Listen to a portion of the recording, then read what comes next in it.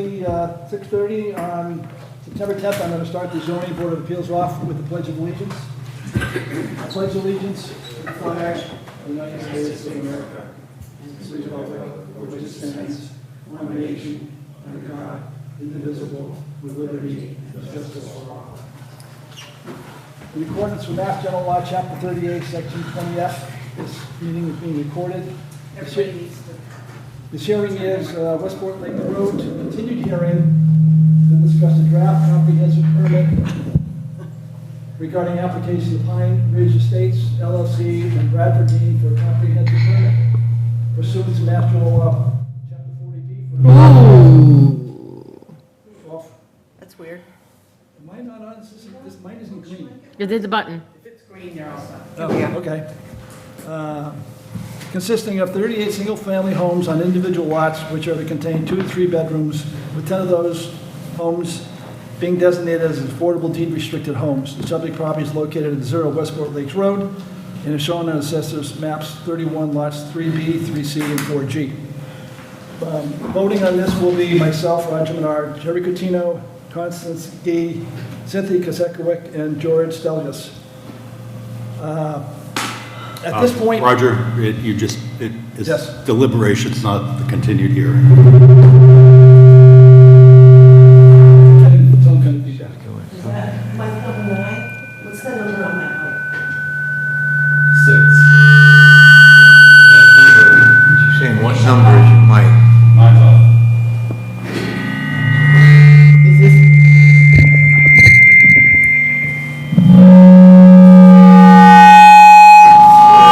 So we know about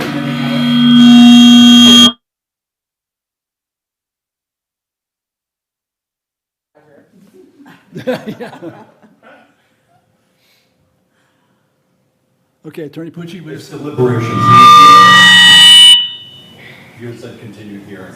Oh, right, yes. At this point, we have already closed the hearing, so we are only deliberating and making a decision. So, and voting on this requires 3 affirmative votes to grant the petition of the 5 voting members. So what we have is a draft decision, and so the process that we're going to do is we're going to go through the draft decision and identify any issues or requested changes to the draft decision. And at that point, then I will request a motion, and then we will continue from there. So, everybody has the draft decision? Did George miss any of the hearings? No, I missed one, but I did the video, and she has a copy. Excellent, thank you. well, you were there, you were here for like half of it, right? He waved No, he- in, he's all set. Yeah, he was away. You were away, okay, but right, right, you did watch the video, right, Yeah, I asked him that earlier to make sure that right, all the paperwork was in order. right. Okay, so, members of this, go through, any comments? The first one I have is on page 2, the very top. I think we have the date wrong. Yeah. It shouldn't be September 3, it should be September 10.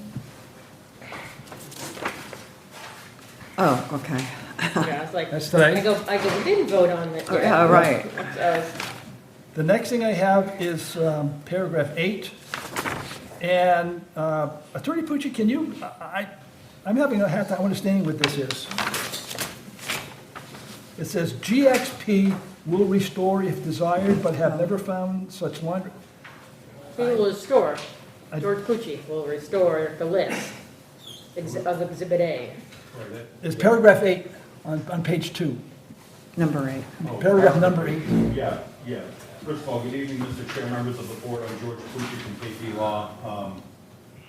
Right, I just flagged on paragraph 8, the GXP is just, that is a note from me. I don't think the board wanted to have another draft that had comment boxes. It gets very confusing. So any comment that I had, I just put in brackets. Right, okay. So this is, The only thing that I noted there was that, you know, that paragraph originally contemplated attaching it as an exhibit every single written submission you've received, no, which is, yes, it's Not that cumbersome and it, you know, it's a lot of work for Maria, you know. I love more work, and you have to pay for my work. right, So it's a lot, you know, for me to then check with Maria to make sure it's accurate. And there's no value to it, because in the event of an appeal, either an appeal to court by a third party or an appeal to the HAC by the developer, it's a de novo hearing. So any evidence that comes in would have to be new evidence anyway. It's not based on the record of proceedings that was before you. So I just find it an unnecessary exercise to list those, but I did put in there, we will do that if that's the board's preference. oh, I okay, don't know your okay. necessary So preference. otherwise, paragraph 8 just gets deleted, Correct. correct? Yes. Any issues with deleting this paragraph? I don't. Now, I mean, the only exhibit that, and it comes up later, is the waivers. Right, That's a separate exhibit, yes, and that's identified somewhere else, yes. right? And that is a crucial exhibit. And that's- And then the other clarification I put on there is one thing that you do need to be precise about submissions that were made to you would be the plans. Because those are the ones in the end that the building inspector is gonna be looking at to make sure that they comply. So those you do want to spell out. Right. But you have that. We have that spelled out Yeah. individually, right? Okay, so we can just delete.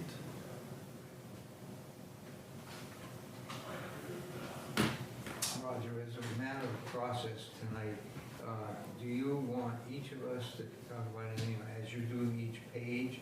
Yes. Do you want to do all yours? No, I'm up, if anybody has anything before this, let me know, we'll just, so all I'm gonna ask for is what's the next comment that anybody has? Paragraph 12. 12.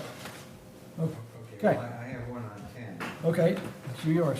Okay, let's do yours then. okay? This is talking about they demonstrated to the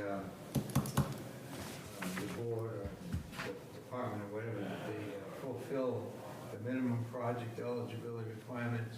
And I have a question about that, because in the listing of items that they had to submit to get their eligibility letter, there are a number of items, but there's one that I think is substantial that isn't listed at all.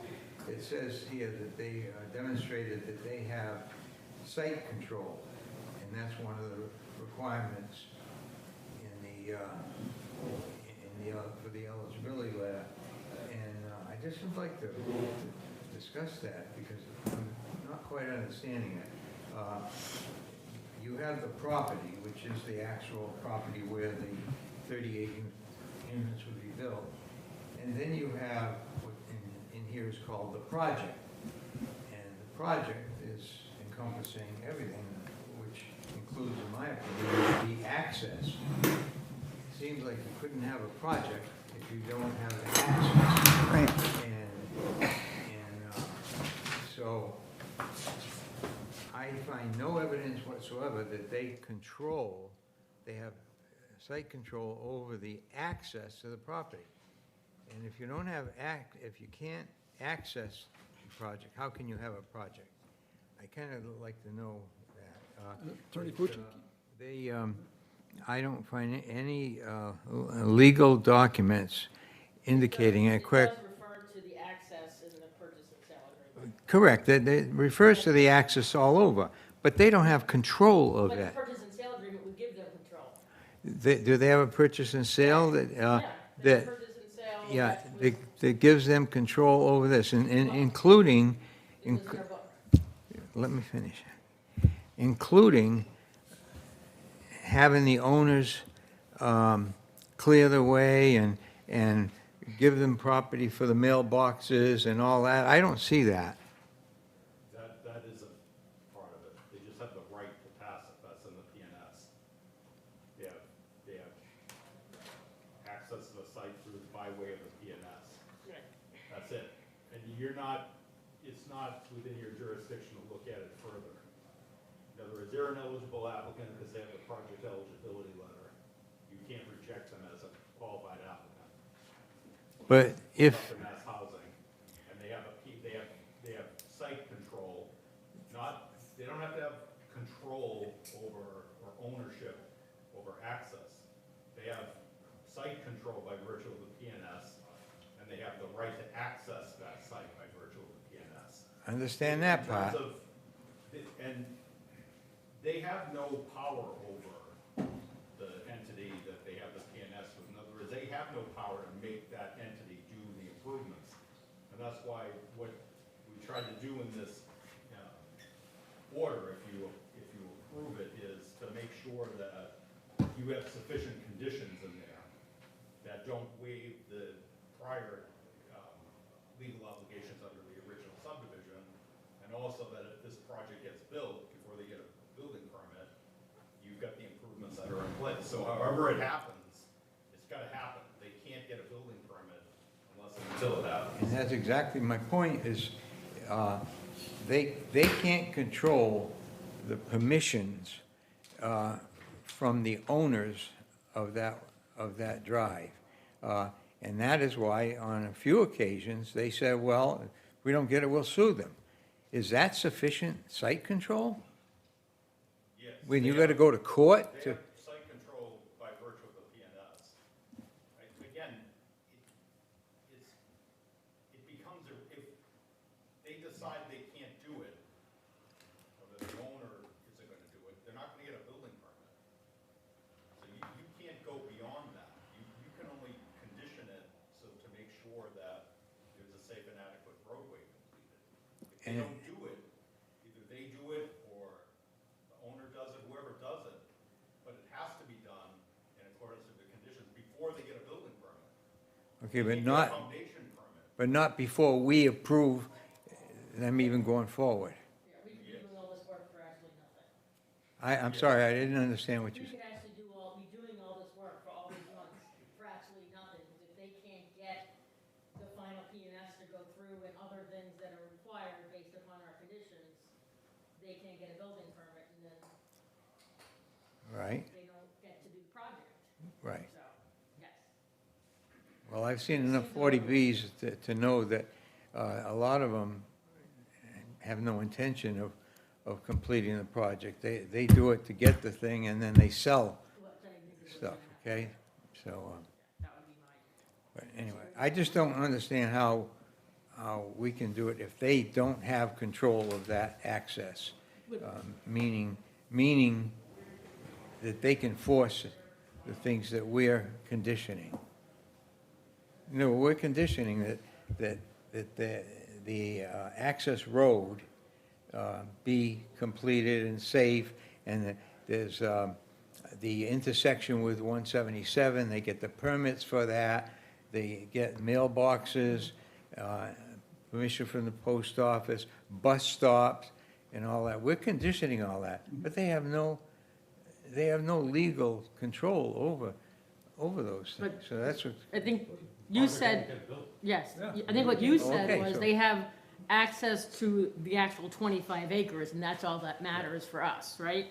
And in the purchase and sale, Jerry, it says seller has warranted that engineering work and title work has been performed on the parcel verifying access to said property via Westport Lakes Drive. I think that's a little sketchy. I agree with you. I'd like to see what that was, but we have to believe that they have all that. I mean, we can maybe, I'm not sure if we want to put in something that we'd like to see that title. Yeah, but that's, Yeah, and to that's, me, it's beyond your jurisdiction. I mean, how far would you take it? Would you take it to 177, that they have to prove to you that they have the right to use Route 177? you mean the Route 177? No, that's a public road. This I is know a you're private saying road. that, But if you delve into it, so, okay, it's a public road, who owns it? Is it the town, is it the state? When was it transferred? You Yeah. can take it to an unreasonable conclusion. The fact is, they're representing that they have the right to access their site through this way. And And to that's get, it for you. With a project eligibility letter, they're eligible to apply. And I'm not saying that you then grant them a permit without having conditions in place to make sure that the roadway gets built, but you have those. Right. So they can't go Right. forward with the project, no matter who owns the way, Okay. if it doesn't get completed in accordance. So with the we That's the can, reason why we put those conditions in. I understand that, but you're saying here, somebody else is gotta give up, land for school buses to load students, land for, post office. To me, it's not them, it's somebody else, and they don't control that. That's my point, and What I'm I'm just, saying is that then they can't go forward. Right. they shouldn't go forward past tonight. Well, they- well, With no, that. that's- Jared, I think the way I look at it and the way I think I put the two conditions in for you Yeah, to you consider did. about the mailboxes and the school bus stop is that, the only reason we could deny the permit is for safety and health concern, environmental safety and health concerns Right. of the neighborhood, right? So I would say the mailbox and safe access to it and a safe bus stop is, right? So we could just say right now, we're just gonna deny the permit, right? Because I think there's too much of safety concern because they don't have control over the property. But if we do that, we know the state's never gonna look, they're gonna appeal and the state's gonna say, okay. And they're never gonna even consider all the things that we considered about the issue with Westport Lakes Road Drive, whatever it is. So, you know, in my mind, it's better to condition it and perhaps things that they can't get done, but showing that and making very clear to the Massachusetts board, whoever will review this if it gets appealed, that those conditions were due to safety. And we could have rejected the whole permit, but we're trying to work with the applicant, because we're supposed to, based upon the rules that if something can be conditioned for, we're supposed to do that, rather than just blatantly deny it. And I think when it comes to access and taking care of the road and the post office boxes and the school bus stops, that is something we can condition for, and I think we did. So they can't, they're on a less of a leg to appeal on those conditions, because those are the very reasons why we could have actually denied it. I know that I'm, That's really well said, but if you think that you can deny the permit because you're unsatisfied that they can build a bus stop, it's not defensible. If they can't build the bus stop, then they're either gonna have to not have a school bus stop there, or they're gonna have to come back for modification. In other words, that's too speculative that you're saying that they can't build the bus stop. In other words, I didn't say representing that. it's gonna be in a certain I just- area. That's how you're approving it. If it ends up that they say, we're gonna put the bus stop up at the intersection with Gulfview Lane, they have to come back. They can't do that though. So, The bus will go up. Right. Well. so, or if they say it's gonna be on 177, you really don't have control over that too.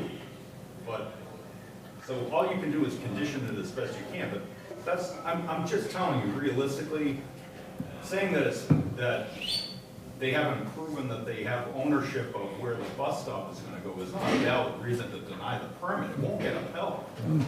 they don't control the site, as far as I'm concerned. Now, I know I'm gonna lose this, but I'm just saying that I think it's wrong.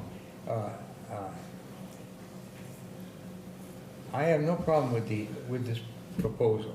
I just think it's premature. Until they control that access, fully control that access road, and can do what they want, without having to sue them, take them to court, it just seems to me it's premature that they should sit this on the table and get that stuff and then come The thing back. about suing them, I don't know why that was represented, that's silly. Well, I that mean, was that's- their I know attorney they- said I that. know they made that representation, it didn't help their case. Right. To say that, because lawsuits are uncertain, Right. you know, but you're not conditioning it in accordance with that representation. In other words, you're conditioning it, you're saying, we're not waiving any existing rights that the planning board has with respect to its covenant on the original subdivision roadway. And beyond that, here's the requirements that we're putting on to complete this roadway so that it's safe, provides safe and adequate access, and as Cynthia had some added conditions, we're even splitting up, making them account for payment on the maintenance of that roadway, so that the burden doesn't go on the existing residents out of proportion to a much larger development. So all you can do is try to condition it as best you can, but you have no control over their ability to get the original developer to do it or not. All you can do is condition it so that it gets done. Right. And not just to anybody's satisfaction, to the satisfaction of the conditions that are spelled out in the permit. Well, That's all you can do. for that, I would just simply Permitting. say, we have a pretty bad history from what I can see of the original owner getting things done, because they don't get them done. They don't get Yes. perk tests done, they don't sell lots, they, you know, on and on. No, it's not, it's Anyway, not. what you're telling us is that we can't be concerned about having control of the access. So I that, guess the only thing we could have done early on, right, is, I mean, I don't think you can, could you just say that the information provided by the applicant for the, whatever they got, right, the permission to do this, right? That it was based upon false representations, but it really wasn't. Well, it's a good question too. I can tell you, because I've done them before, I've challenged project eligibility letters. They go, it's a limbo basically, because what happens is the courts dismiss any, first of all, Mass Housing will reject your challenge to the PDL. But they're right. Then if you go to court, the court will dismiss it, because the court will say, it's part of an administrative process, and this is just the beginning, it has to go through the whole process. The reason I'm saying it's a limbo and sort of a catch-22 is, in the end, there is basically no ability to ever challenge the PDL. Yeah, And so, theoretically, but not practically. exactly, but if you have a compelling thing to go back to them on, you can do it. In this case, it really isn't something for you to go back on it, because they're representing that, they're representing what they're representing, that we don't have control over them, and we're willing to do X, Y, Z, and we're asking you to do X, Y, Z, and we're saying, no, we're not gonna waive the covenant, we're gonna impose these conditions, and that's the only way you can go forward with the project. So that's really the only sound way to approach it with a PEL. And, I mean, I'm not arguing with you, I'm just telling you the reality of 40B, how it works. When they get the project eligibility letter, you've got an eligible applicant before you. So you really have to focus on the substance of the proposal. yeah.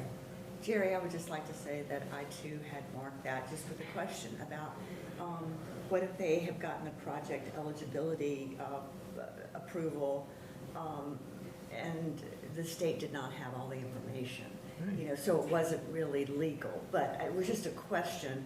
I didn't think we would be able to overturn it with that, but, you know, what if this isn't a fully legal eligibility? But the time was when the Westport supported it, the time was from the town of Westport, which is not us. It was our select board to bring these issues up to Mass Housing. But at the time, they really had no reason to question it, because the Right. information, the Yeah. sort of the weird information came out during your process. So Yeah. the select board would have no reason to be raising that issue. You know, the other thing is, they have to issue then they have to do a supplemental eligibility after permitting. So if something comes up that's untoward that they want to look at, you know, there may be an issue then, but PEL is just what gets them in the door here. It's not great. Thank you. I mean, how many times have you asked for them? So, Okay, that's fine. I just No, wanted to get because it out. they don't even have they only have persons in sale. There's a long way to go for them owning that property, but I get that in business, that's typical, because they don't want the property unless they can do the project, so that, you know, it's a yeah, chicken and an egg. and I should say that, I mean, you say you've seen other 40Bs. It's pretty much all I do these days, and I'm sorry. they're usually, I know, it's not a job for well-adjusted people. That's often how you get site control, because it's exactly that type of thing. It's a real estate deal. Yeah, The owner is a certain dollar amount, the developer is willing to pay a certain dollar amount, assuming they can get a permit. So often you have site control through PNS. well, I think I would feel differently if they actually had a purchase and sale to buy that road, but that isn't what we're dealing with here, so, anyway, so I realize that we're on the short end of this, but I just wanted to bring it up. Having said that, though, I've never said to you that that means that you compromise your substantive rights. In other words, the focus has always been, as you've been trying to do, is to condition it properly.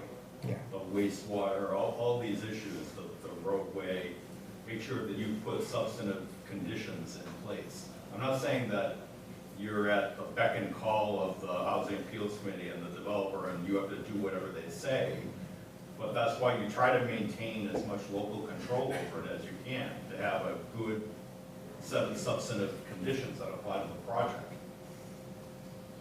Fine, thank you. Okay. Okay, 12.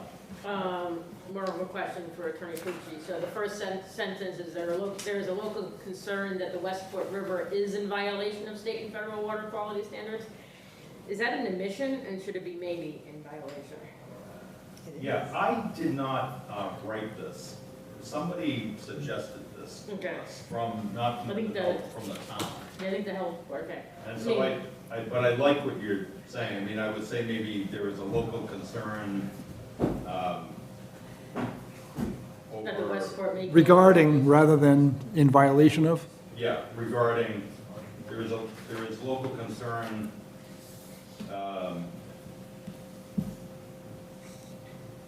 Regarding state and federal water quality standards. For the Westport River. right. Well, it's, Which, No, I think which, it's, yeah, I think, which part is this? first sentence of paragraph 12, page 3. Yeah. I'm guessing that if none of you put that in, it might have been the Board of Health, Yeah. because it may be a fact. If It's it's a fact, If it's a fact, then it's a fact, and that's okay, I'm okay with Right. that, I just don't like to because I suspect make that's an why we're, admission to. a isn't that why we're special trying to issue. go to all this night, Yeah, yeah. I mean, can we say there is local concern on whether, well, I wouldn't say there is local Yes. concern regarding Westport Up on River this thing. state and federal water quality standards. But it's stronger when it says is in violation, right? yes. And it's, Constance is, I'm pretty sure it is. and that's why we're doing that thing to do that's why we're doing the D-night certification system, to see if we can avoid having to do everybody's septic over again, And right? that's, yeah, and that's why they have signs up at different parts of the Westport River along the bank that say. So how about is, For water quality. Yeah. there is local concerns regarding Westport River compliance with state and federal water quality standards. Yes. I just hate, it's the lawyer in me. Just say that again, Roger, if you can. There There's a local concern that the Westport River. There are local concerns regarding Westport River compliance with state and federal water quality standards, Yes, good.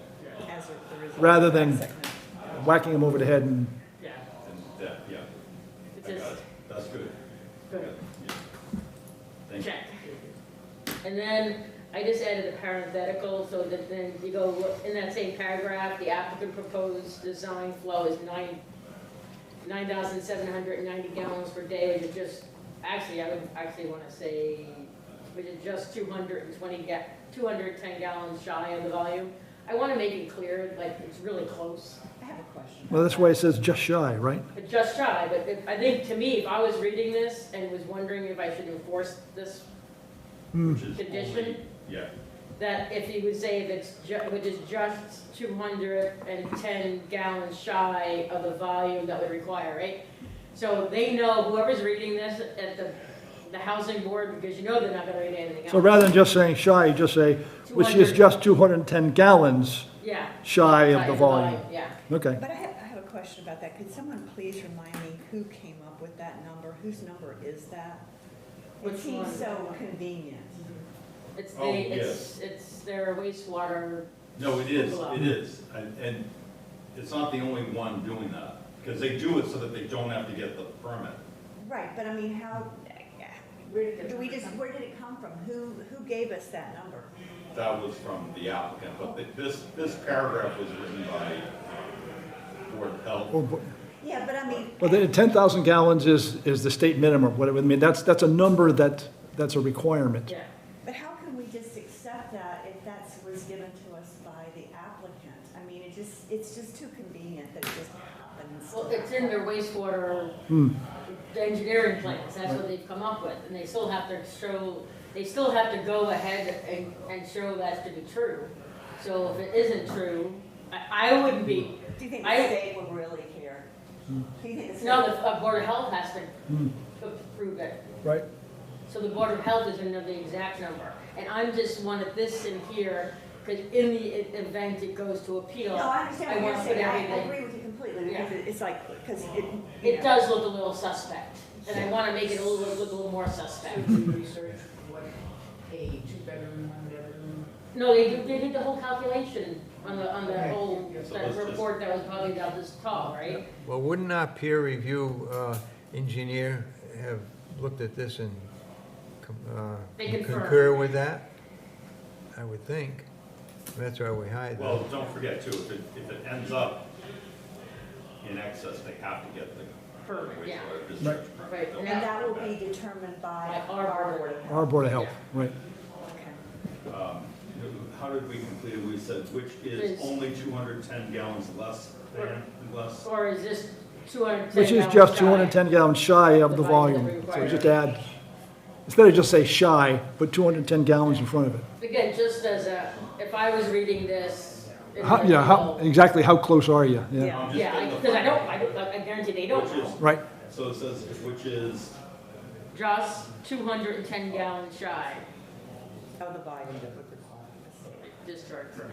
Yeah, just to. Yeah, because I think to Jerry's point, a lot of information perhaps wasn't given to the board to get the eligibility letter, so I want to make sure that in this, if it does go to appeal, that when, and our conditions are gonna be up to question, I want to make it as, I want to at least build a record in there ahead of time.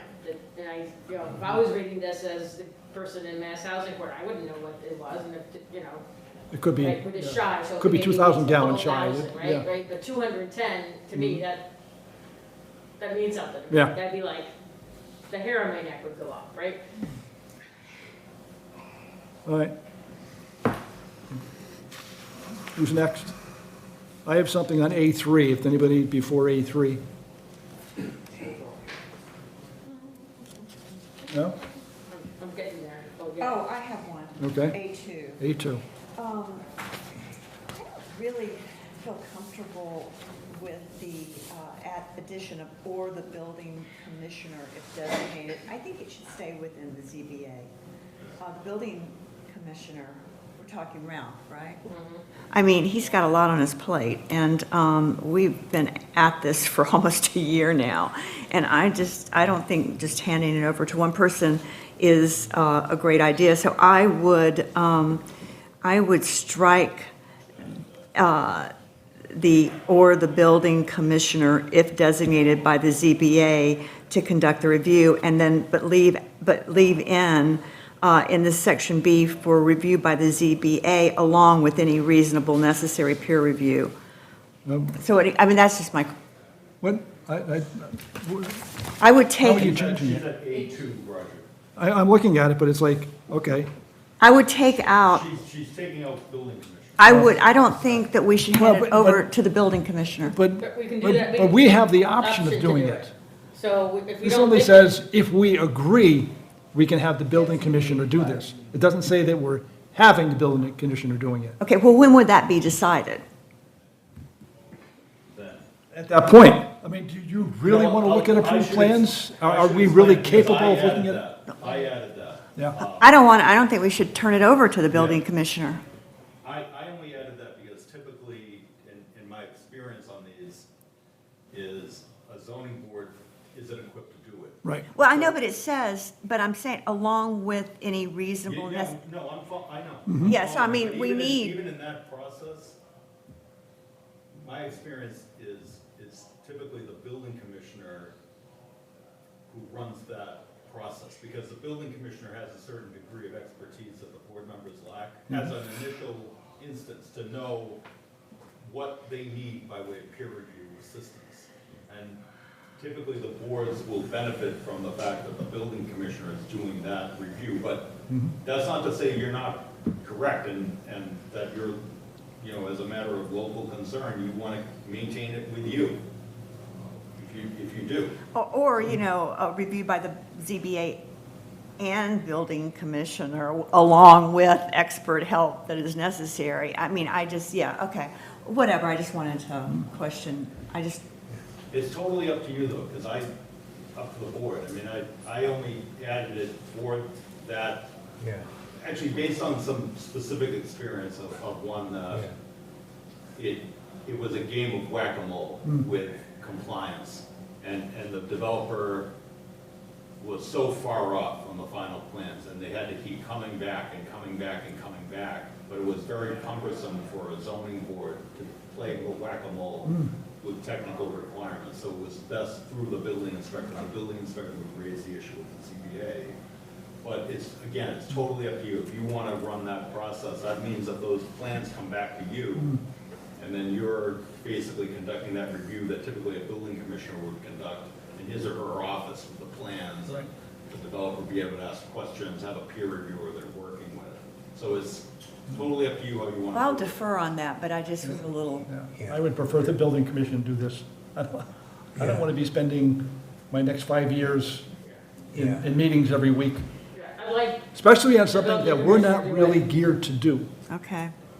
We would have to turn this over to a peer reviewer, Yeah. because we're not, that's not our job. We Building don't do. inspectors do we don't- too, Yeah. because they'll typically, because, you know, it's beyond their expertise a lot of the times when they're looking at the final. Right, I just think we need to convey to Ralph when he's reviewing it that if he needs peer review to ask for it. Right. And this leaves, I mean, the way I wrote it is, it leaves you the it option, leaves us the option. Okay, so it's up to you. fine. Okay, A3. What this says is I really have an issue with any kind, including but limited to sheds, garages, accessories, dwellings. I don't see, I'm thinking all these people are gonna have lawnmowers, they're all gonna have weed whackers, they're all gonna have whatever. I think you need to have a shed to put that stuff in. They got a garage, Yeah, got garage, 6 garages, Yeah, they're built small piece of property. well, Well, it contradicts this sentence here. Later in the And there's a packet, contradiction later on, It yes. actually says, you know, for structures that you Right, build and. I would just eliminate the sheds. In fact, I would like to frame it around anything that requires a building permit. Well, that's what this is No. only with respect to the final plans, Yes. right? That's it for the. except No that additional housing unit or any other structures, except as may be provided for in the final plans, the project shall be constructed in accordance with the plans. Okay, I suppose you were saying, And it's saying it can't be done without further approval from the ZBA. and So I we're think just maybe making that's where the sure- conflict is. This, I bring this, is this just for the final plan submittal? Or is this for the life of the project? Life of the project, and So, after the Let fin- me just give you some background too. I wouldn't, have- as you see, this track change, I added it. Yep. The only reason, I wouldn't have had this in a permit that I wrote. But I added it because your We had discussion last time. Yes, And I tried to meet Jerry's concern about, you know, roadways. The roadway other through. Yes. development, so I threw that in threw all there. that in, yes. You know, but it's up to you. Yeah. If it's overbroad, let's cut it down. Maybe it's about infrastructure, no additional infrastructure, which would, I mean, then Do the that's roadways. very vague, right? Yeah, I mean, but what I would say is that you are, that any structures that require a building permit, Right? is if you put a shed on, you don't need a building permit. but an Yeah. accessory dwelling unit doesn't. But an accessory building, you still need a building permit. Oh, yeah, you're right, okay. You need permits for anything other than, anything small, anything larger than 200 square feet. That's right. And I think that would cover it. Yeah. So that you could then put a little shed back there and put your lawnmower in it. I think that's reasonable. I said, I think that's reasonable. Okay. Yeah, so no additional housing, but units, I don't- bedrooms, or any structures or I don't want to No additional eliminate, housing Or structures, or Require- infrastructures that require, a building permit or planning board approval, because wouldn't that, the roadways be planning board approval? yeah, building. but I would like not to eliminate the pass-through roadways or roadway openings. Yeah, I so, think- or any other structures or infrastructure requiring a Yes. building permit, comma, yep, then we keep, pass-through roadways or roadway openings. right, Okay. yes, Because they don't involve building permits and, right. Yeah, they don't, it's more of a, depending on who's in charge of the planning board. right.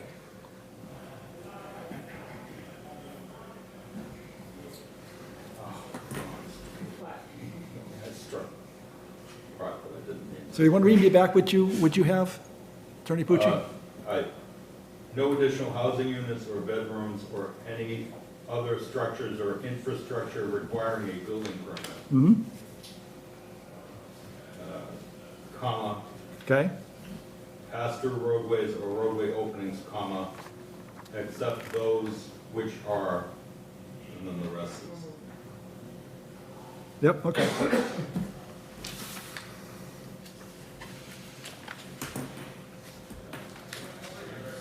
All right, By the way, that's a safety issue as well, I think, because you're not supposed to be storing gasoline in your thing, and Right. like you said, they're gonna have lawnmowers and stuff, so Right. I think it's an improvement. okay, anybody next? I don't think I have anything for a little while. A7? A7, okay, This comprehensive permit decision shall not be construed as a waiver of any existing covenant to secure the completion of the original subdivision roadway serving the existing residents on Westport Lake Drives, et cetera. I would just like to say that this should not even be a part of what we have been doing all along. And that I think that the ZBA has been put in a really bad position by lack of follow-up, negligence really, by the former town planner and the planning board, that they never followed through with the covenants and with forcing the issue on getting the owners of Westport Lakes Drives to finish the road. And I don't even know if we would be looking at this project if they had actually done what they should have done and followed through on this in a timely manner. Because if then the Westport Lakes, I guess that would be, was that Blue Cat at that point, or Right. Bradford Dean? If they had not done it, then it would have been clear that they were not in compliance with Westport, with the local law. And perhaps that would have been considered when they went to the state to get the permit to build this 40B housing complex, and it might have been considered. So I just want to note that I really do think that the planning board and the town planner's failure to follow through on this puts the zoning board in a really bad position, and we'll end up taking the fall for it. But we've sort of got our backs to the wall with it. so do you suggest any change to this? No, I I just mean, want I understand it, because what all this says is we're leaving the covenants in place. They should have been already done 10 years ago. I understand, but I just want to, no one has really brought this up, and we have been through this over and over again, but I don't think we'd be here today if the planning board had done its job. So you don't suggest any change to this stuff? No. Okay, So your A7-1? okay, The next one, so that the last sentence, it says that within the first line on page 7. Within the paved width of Westport Lake site access shall be repaired to a condition sufficient for safe access. And I'm adding of Westport Lake Drive residents and construction vehicles throughout the project. Because what's safe for a construction vehicle might not be safe for a car. Right. Yeah, I just need to find where. It's just the first, Page 7. page Right 7 right on the of top of page 7, And yeah. I'll send you this again, because I'm trying to keep track of the other stuff too. Okay, Okay. what was it though? So adding in after, on the second Yeah, line, for safe access, add of Westport Lakes Drive residents and construction vehicles throughout the project. Because what's safe for a big construction vehicle may not be safe for a car. You know, they can go over a lot of crap. yes. when they do it with a car. I mean, I tried to address the same type of issue on, the part about lengthy delays, that they've gotta have something in place to Yeah. let people get, somehow let people get through, they Yeah. can't block it off, that the residents don't have access. Okay? Next, anybody? Yeah, on that page, Cynthia, was Westport Lakes Drive residents a defined term at that point, or? just- No, so maybe the residents of Westport. The residents of Westport, I don't think Westport residents are at the defined term anywhere. I think for any vehicles, actually. Term later. Yeah, the construction vehicle, I mean, I just think if it's safe for the residents, it's safe for fire and. Delivery elect- people, whatever. What I'm gonna say is existing residents on Westport Lakes Drive.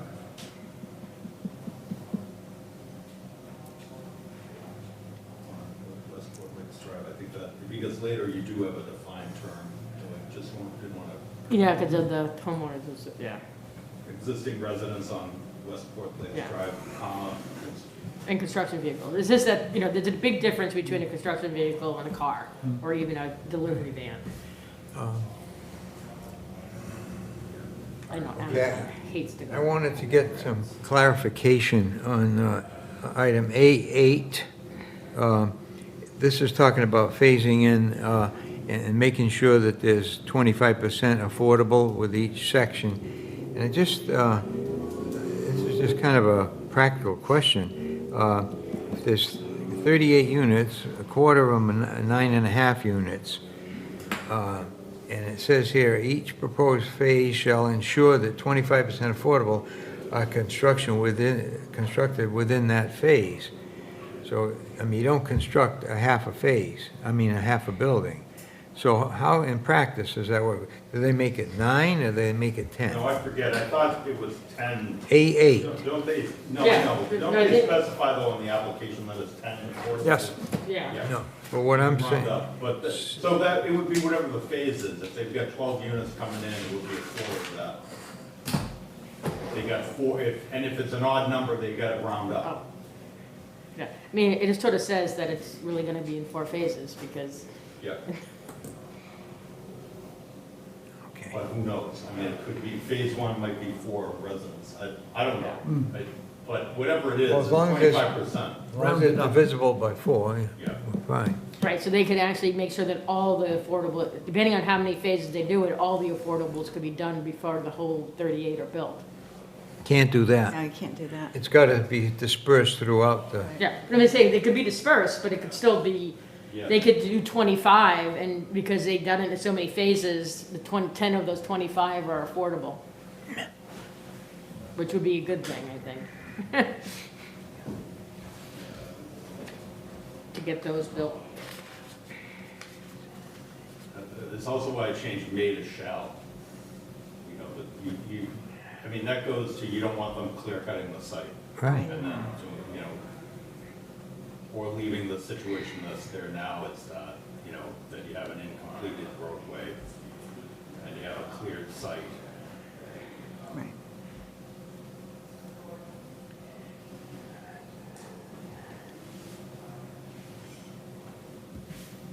Right, next.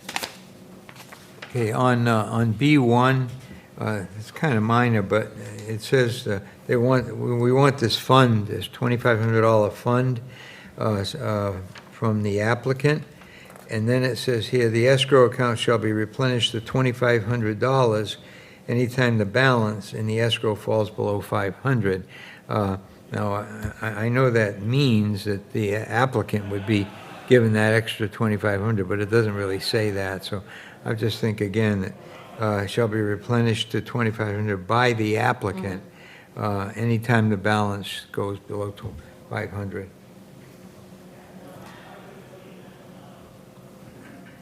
Okay. What's the definition of the completion of the project?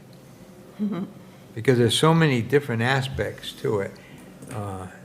It's the last sentence of that paragraph.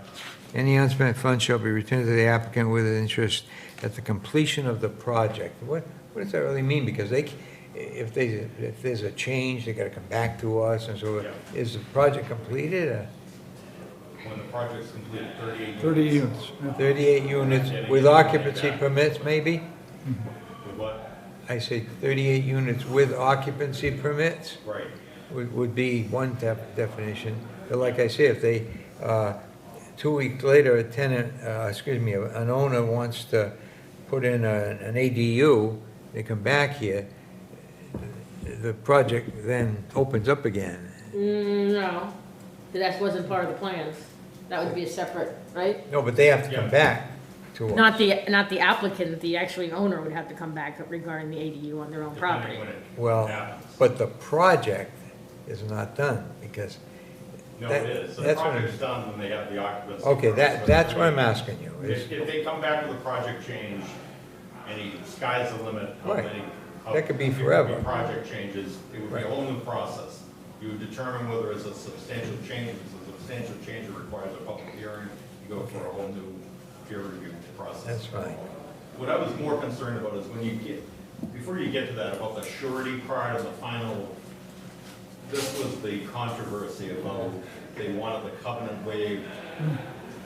The intent of A72 was I was trying to provide flexibility on the final coat. That could possibly be bonded at that point, depending on your level of completion. So I just wanted to make sure that the board members were understanding what they were getting with this. And I didn't leave anything out, or if it's vague, because if it's vague to you, it's gonna be vague to everybody else. Well, And if that's satisfactory. In other words, I tried to just make sure that you were protected, but also to provide a little bit of reasonable flexibility if it was needed Right. in the final. All right? Okay. Yeah. Yes, sir.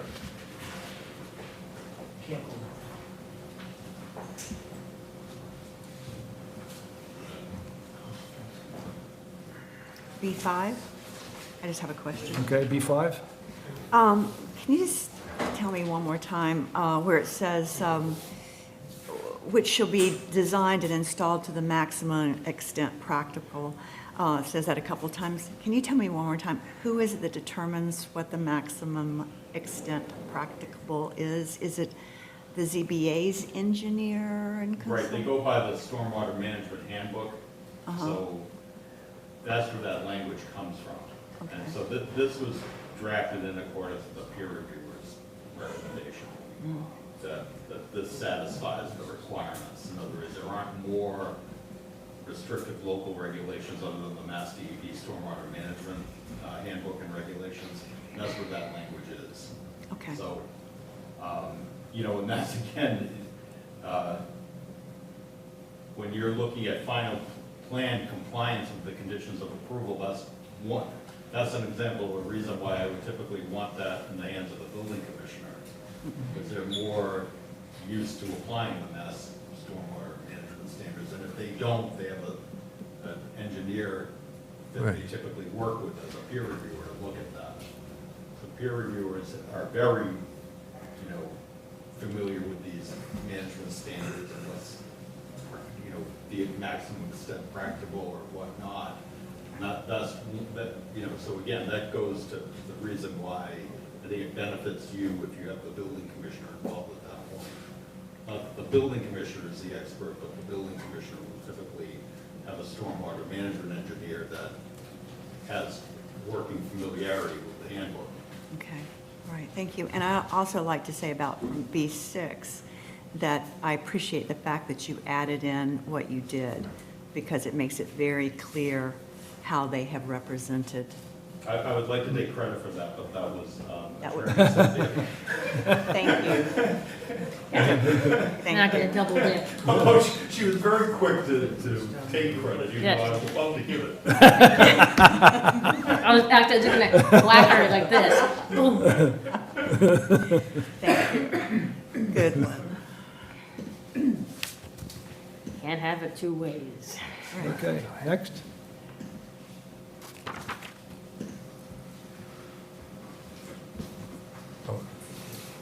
Nobody else? Okay, on B10, just have a question or a comment. That's for the setbacks for each house on the lot.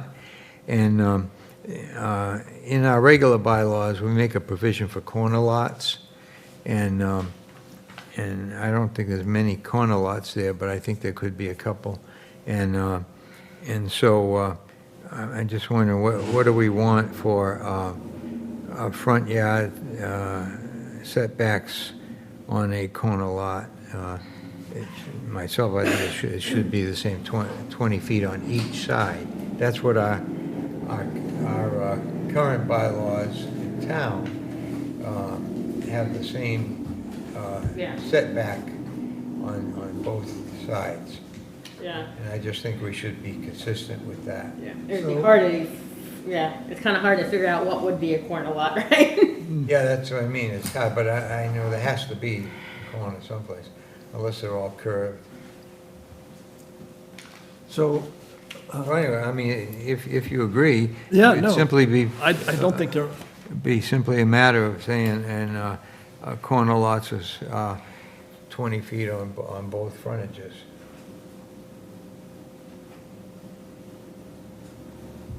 so you would say Or something for like- corner lots, the setbacks on the front and the side are 20 feet, Right. And that, rather than 10 feet, okay.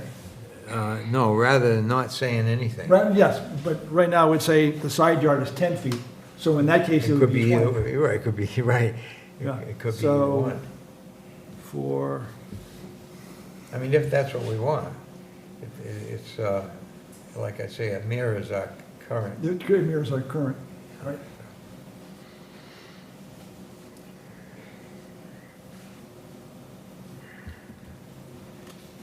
So I was just gonna add a comma, Roger. It says, project shall be as follows, 25-foot rear yard, 10-foot side yard, 20-foot front yard, comma, except corner lots, which, Which will have 25-foot, 20-foot front and 20-foot, but it's a side, No, why don't you say in 20 foot on each frontage? And that's what they are. is that what we call it in the? No, it's a side yard, right? Why not? Side yards or Yeah, side Well, setbacks are it larger. depends. Why don't we just mirror what we have for ours? I can find that when we need it. We don't have to do it now. Well, we do. No, I'm saying we don't have to do it in No. a minute. If you want to We keep have going, it. I'll No. find it. no, this would be the time to do it. Yes. And we have a copy of the zoning bylaws right here, Yeah. nicely. Oh, that's the wrong one. That's that. I don't need that. I've got it.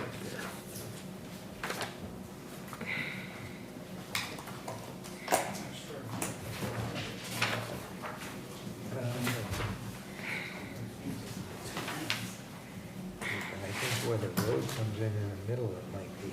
I'm not sure.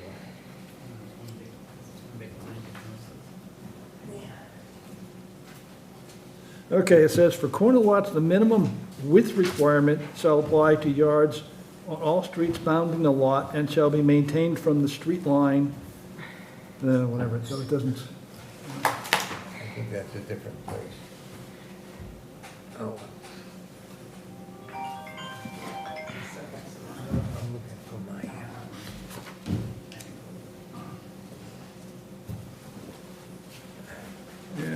somewhere else. With all this stuff, I don't have room for the zoning book.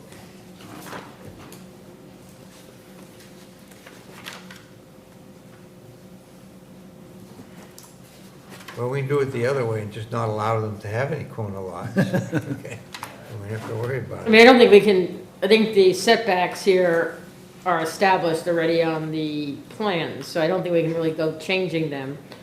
But do we always want to clarify that it's all the houses have to have this regardless if they're corner lots or not, right? And they never had a problem with this, the developer didn't have a problem. Right, 'cause that's not our tip, they only asked for a front yard variance, because our front yard is usually, I think, 100.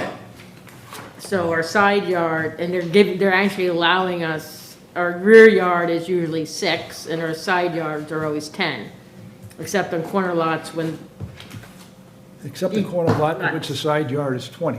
Yeah. yes. But since we don't know if there are any corner lots, And then I don't think we can throw Forget in about 20 it. to the side, yeah, because what would just be, go by the plan, the Yeah. plans are already there. yeah.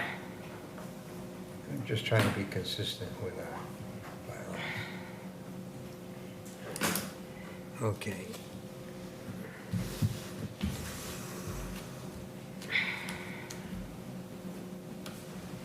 Are you ready for the next one? Next. Okay, it's just a matter of consistency. Throughout this, we talk about snow removal, we talk about snow plowing, and so forth. I think we should just come up with whichever word we want and be consistent, which would be just a computer search of it and change it to whatever word. I have problems with plowing because sometimes it's not plowing. Sometimes It it's could not be plowing. shoveling, it could be whatever, and it's not always plowing, and it's not always removal. So it's So I snow- think it's maybe removal / plowing, shoveling, whatever, but whatever it is, I think we should So just be where's the first consistent. place you see that? Okay, the place I'm seeing it right now is in B17. That's the snow removal, let's see. Yeah, where- snow, I'm just talking about the snow part. But there's 2 or 3 other places that it shows up in here. That's not related to the storage of snow. That's a different thing. Yeah, this term is consistent, because this was something that Cynthia had added as well. I mean, I think it's pretty clear the way it is. I mean, I think Jerry thought he might have saw it plowing somewhere, so I'm trying to, I Yeah, only well, remembered. when we get to it, I'll tell you Okay, where that is, but what word should we use, or should we, I think we should just slash the C. Snow removal, isn't that Yeah. just, Yeah, yeah. yeah. I mean,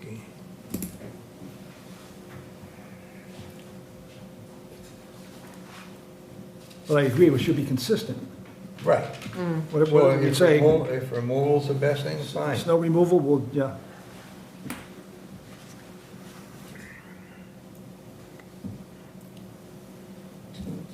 When we get to the others, I'll try to Okay. let you know. Next. I was just curious about what Bill Weinberg submitted and where that is, because he talks about B25. There is no B25. Yeah, I actually wrote in, Is that C4I? it's, Is that where it is, what he wanted to include? I actually, Anyway, I'm not sure where it's supposed to be in there, because they seem like good suggestions. I did find it, and I, What are you on? if I, Was it on B25? C4I? it's C something, C, I, yes. Yeah, So when we get to that, yeah, I'm way back at B19. oh, okay. bingo. On B19, it's talking about the HOA funds, and we had a discussion, and because we had a discussion, I think we ought to include it, because it'll be discussed by others in the future, and that is, do the affordables pay the same rate as the others? And after some discussion, we said, yeah, they should. and it should be the 142nd. So we have the 142nd individual shares, but I think we ought to recognize the fact that we knowingly did this, that we should say, including affordable units. But we did say that somewhere, because this one only has to, B19 only has to do with the Westport Lake site part of it. The So it's re- it's in 142nd shares, we can't change the number, but we could say individual equal shares, right? In the HOA portion, we do talk about, okay, that the HOA is equal amongst all the homeowners. Yeah. Of course, when I was reviewing this and making my notes, I hadn't gotten to that section yet, but I still think that we can we- should recognize the fact that we spoke I mean, about it. I would not add words where you don't need to add them. I mean, we're saying 142nd, right? Right. Yeah, Individual shares, so if there's 38, and we define that as 38 units for the project and 4 for the existing neighborhood, which means No that ambiguity. each of the 38 has to pay. no problem, thank you. Okay. I mean, I would almost say, do you want to add it that they have flexibility? Because at the end, you say, and again, I think this was Cynthia had, or I slightly amended it. Such Yeah, I think- reallocation shall not affect the HOA can recalculate project shares at higher proportions of the owner of undeveloped project lots. Right. So we could also say, I don't know, I would leave it out. If you wanted it, if you wanted to. include If it's them, covered later, that's fine. I just want to recognize the fact that we did recognize that we may charge less for affordables, but then we said, no, we wouldn't, and that's all. I think they had put that in their plan too, and that's actually, the HOA figures are figured into the affordability, right? Right. Okay, in B21A, it talks about when they want to do construction, they got to let people know, and it says to let the direct abutters, and I just want to know, how is that defined? For our hearings, direct abutters are 300 feet radius and all that, is that similar, or just people that, it's at the very top. B21A. Very top of page 11. Yeah, B21A.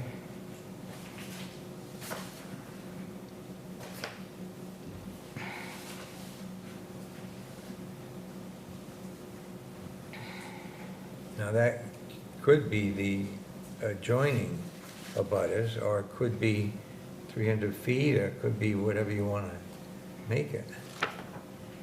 Do you see what I'm talking about? Yeah, I put it, Okay. I mean, you're only talking about 4 residences, right? But they're not direct abutters, Yeah, not according to the town. right.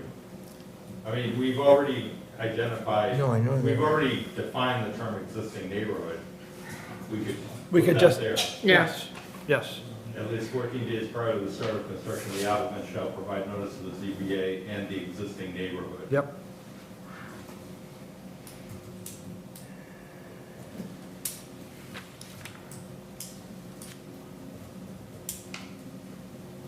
And I would keep and direct abutters, because there may be a point in which there actually is a direct abutter if they're doing it in phases. And anybody in the Pine Ridge Estates are not existing neighborhood, right?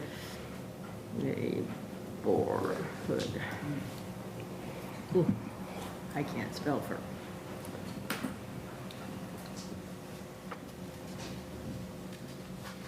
Okay.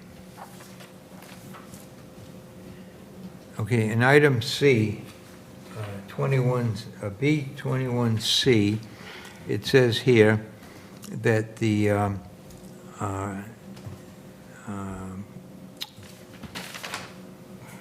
applicant, I guess, it doesn't say, but received final approval from Mass Housing and provided evidence of execution and recording to govern the affordability. Provide evidence to whom? The selectmen, the ZBA, building inspector? Just didn't know who that was meant for.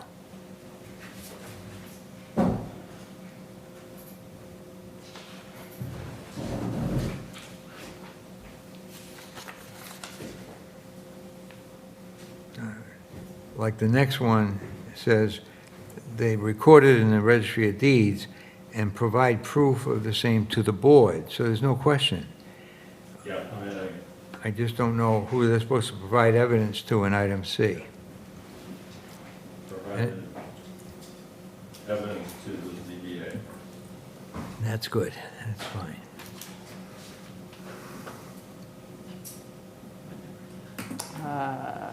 21C. And then in item 22A, minor typo, in the middle of item A, it says, from the architectural plans may vary from the approval plans. Well, Yes. throughout this, we talk about approved Yes. plans, Yeah, you're right. and so I just thought this would be consistent there. Definitely a typo, I noted it, thank you. Yeah. Jerry? Okay, at the top of the next page. Jerry has actually read this, he's proving it to me. What's that? You've read this. Oh, yes. We have to, but I didn't. Came to the meeting. At the top of the next page, 12, is the word snow plowing. Yeah, I found it when I was searching, so I fixed that. Yeah, Yeah. no removal. So I'm, So you've got an Topic. advantage, you've got your computer there, so you can search these things, so. well, I had to figure out how to search for the minute, but is it top of page No 12? removal. Yeah. And again, I fixed it, so I'll send this to you so you can double check against What you your, probably should just do is do a global search for snowplow. I did. That was only one time. Oh, all right.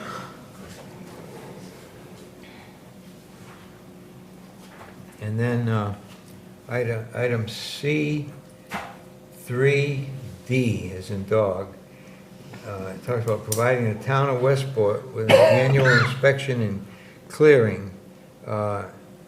First of all, I don't really understand the wording there, but more importantly, or just as importantly, provide the town of Westport. Who's that? Is that the ZBA? Is that the selectmen? Who all is that meant to be? But then it says, annual inspection, provided with an annual inspection and clearing as needed of all vegetation. It didn't seem to jive. You all know what that means?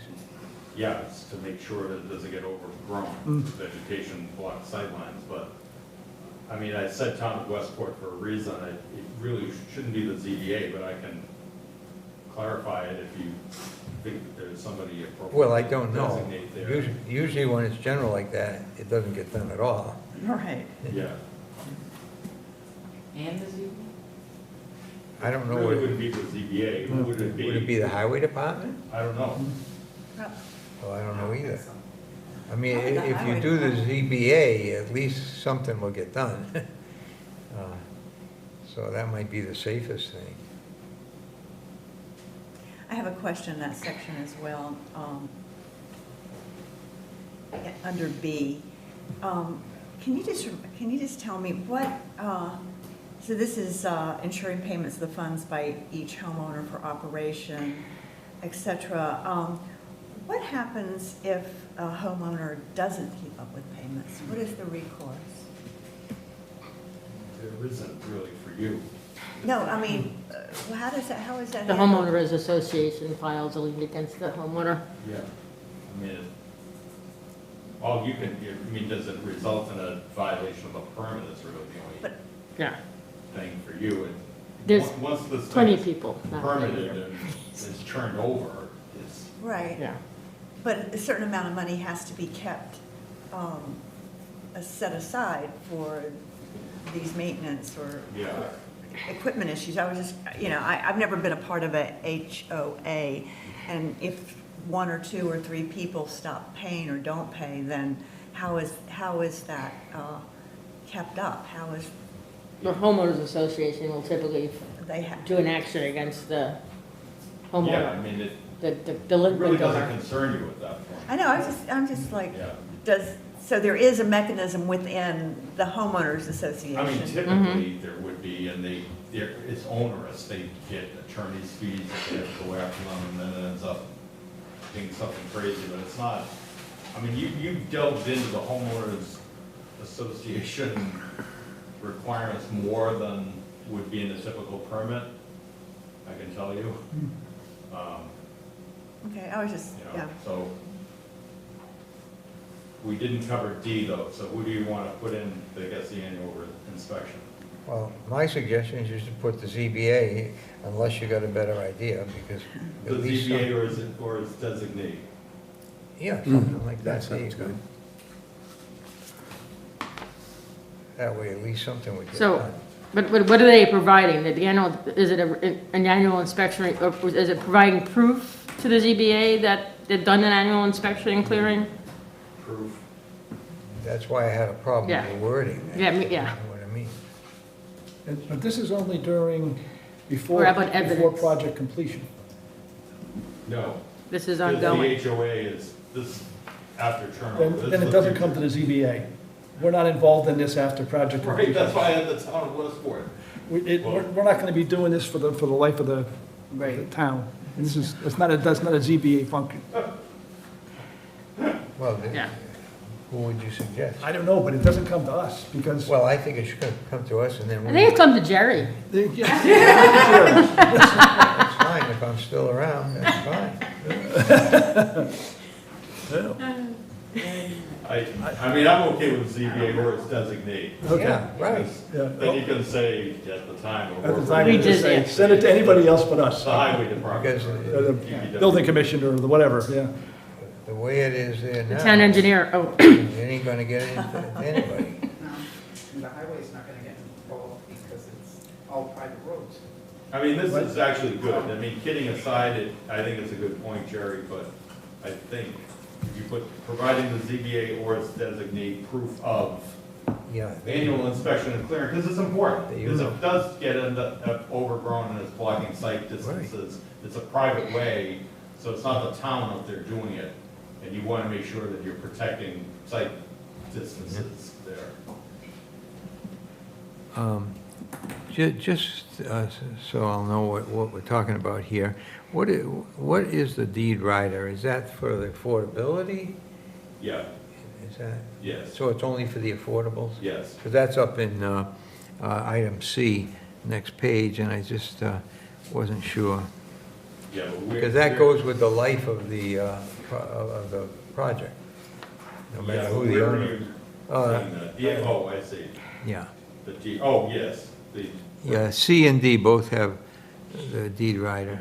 That's And you're, fine. there's a condition of this permit that the affordability restrictions are in perpetuity.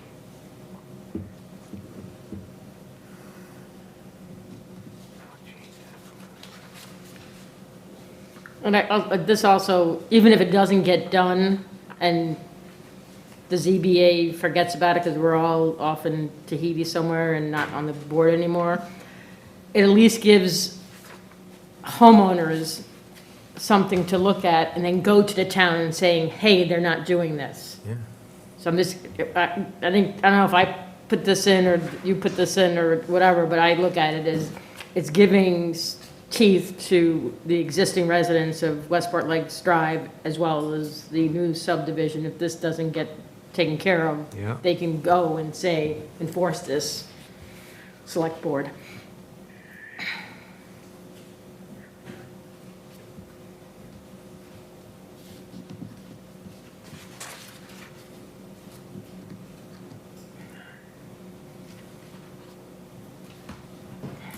And, you know, this is almost a belt and suspenders, because again, I typically don't get into that kind of detail in the homeowners agreement, because these are conditions of the permit itself, of the regulatory agreement, what that must provide, the affordability restrictions.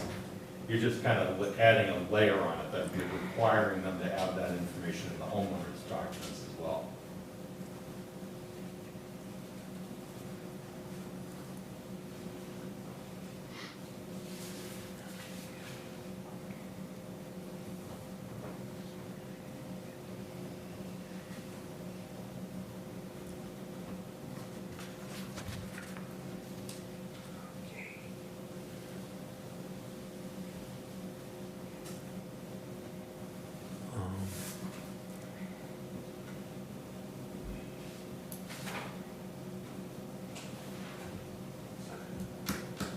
Okay, in item C, I, small I, it mentions, on page 13, it mentions annual contributions to the long-term capital reserve account to 1/30th of the estimated replacement cost. And I was curious where the 1/30th was. It's a 30-year replacement, right? Yeah. That's what it's based on. It's based on That's why I'm replacing in asking. 30 years. These were talked about during the public hearing, that was suggested by the applicant, not me. We had the opportunity to ask them about this. So it has to do with years, not Yeah. number of Not number of units. residents, okay. The long-term one, they just said, you put so much money in every year, Yeah, so that Or just- over the 30-year span, you have enough money. you'll have the money there, okay.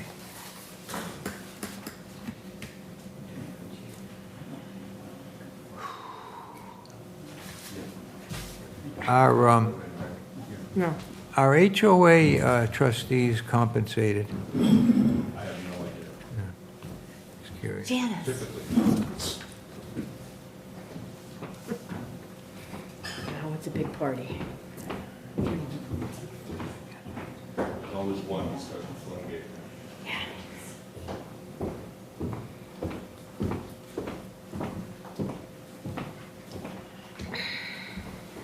So Roger, did you figure out where that suggested comment went? Oh, yes, it's coming up in D. It's in what? Where- Oh, it's in D. All right, we haven't gotten it. Oops. Oh, wait a minute. I'm gonna go by The CI or something, C4I. Oh, no, it's not. It's an I, yeah. C4I, okay. Yep. CI? And what that is, You at is, CI? okay, now I actually have a couple of comments on C4, C, G, and I. C4. G says that all accessory structures, we just said that you couldn't have any accessory structures.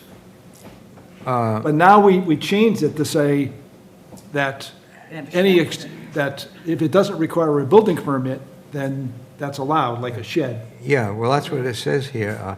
All accessory structures able to be Constructed constructed. in accordance with the Westport zoning law. And I put none. Originally, we said you No. can't have this. Right. Now we said you can. Right. So now this makes sense. Yeah. Okay.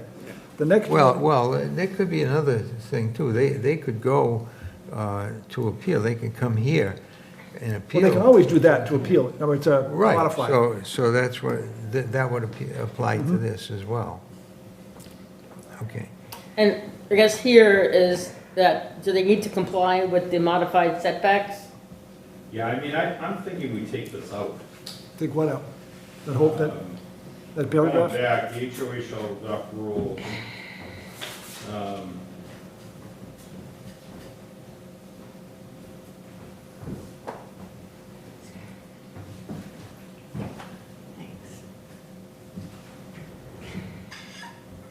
Yeah, I think we should take it out, G and H. G and E. What, G? Because there's no reason for it. We don't need them putting homeowners provisions in that are possibly inconsistent with the conditions of approval. You mean G and H? G and H. Yeah. C4. I think we take them out. Take them out, yeah.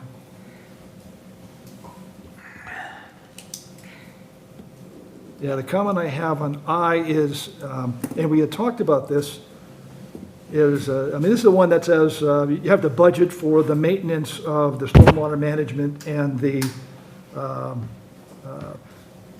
wastewater management.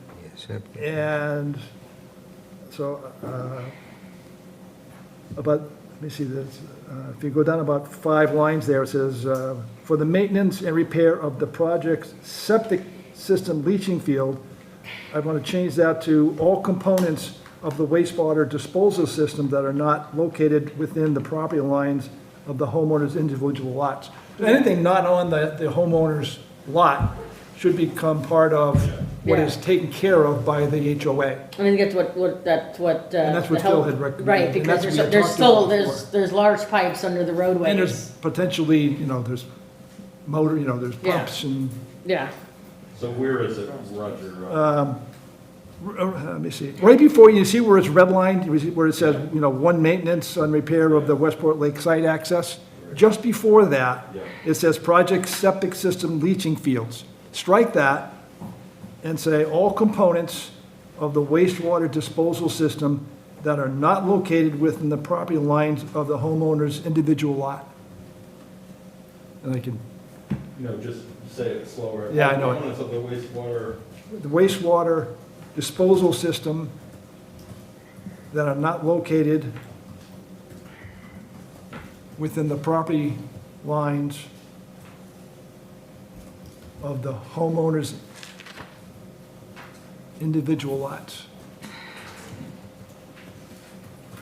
All we want to say there is the homeowner's responsible for stuff on his lot, but the HOA is responsible for things beyond that.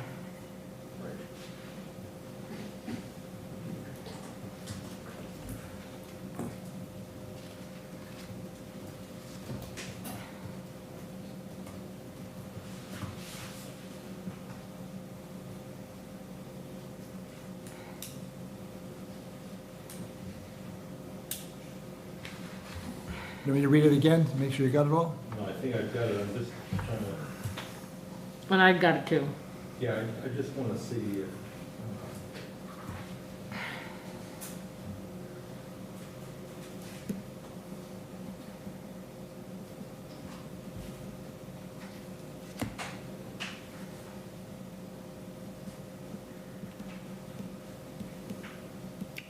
of the no. Maintenance and repair of all components. Of the wastewater disposal system. Yeah, and we're cutting the project septic. Yeah. System leaching field. Right.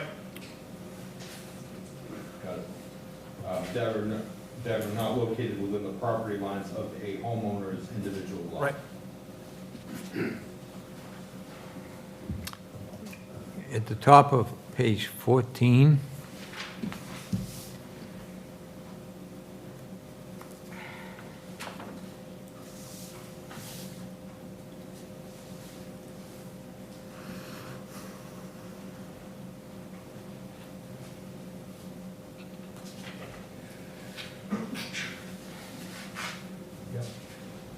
okay, the second paragraph down talks about a certain thing that needs to get prior approval from the zoning board, and it says prior written approval from the zoning board. The top paragraph, the one preceding that, says something else, that without zoning board approval. Is there a reason why we wouldn't want to see without zoning board written approval? I lost where you are. Oh, very top, Yeah. the very, very top paragraph of page 14. It says reconstructing or constructing a new stormwater management system and wastewater disposal system without zoning board approval. I just think it should be consistent with the next thing where it's So we there's either, written either approval. either strike written approval for one or add it to the other. Well, I think we should add it, because that's how things get messed up when they're not put in writing. Without written approval of the ZBA. Yeah, And it shouldn't be zoning board, actually, now that you say it, because we call it either board or ZBA. Yeah, I fixed that, yeah, yeah. right? And, Because there is no zoning. and that brought up a question in my mind. There's several areas we're gonna come to where they have to go before, inform the zoning board, they gotta get this from the zoning board, that from the zoning board. On these items that it talks about things coming back to us, I am guessing that those are just administrative at meetings and not public notice hearings. Is that pretty much correct? It depends on what you're talking about. The subject matter, well, Where do they have to come back for what? okay, The project change, they have to come back, they have to see. okay, there was one we just talked about, shall be, the HOA prohibited from utilizing funds in repair and replacement budget, blah, blah, blah, other than repairing, operating, maintaining, replacing, reconstructing or constructing a new stormwater management system and wastewater without zoning board written approval. I don't think that's a hearing. Hang on a second.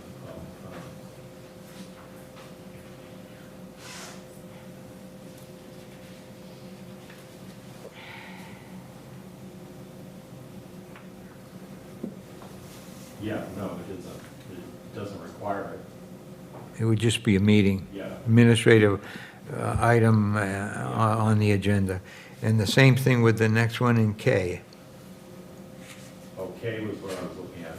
Prior written approval for the ZBA. Yes, correct. Yeah, okay. Because there are a few more as well that we'll come across. So then, how would we do that? We would just have, They would ask for it, and you'd put it on the agenda. we'd put it on the agenda. Correct. Right, right. That's what you do for a project change, too. Right, and you have make to a, hear until you make the determination. you make a Okay. decision and you inform them. Yep, okay.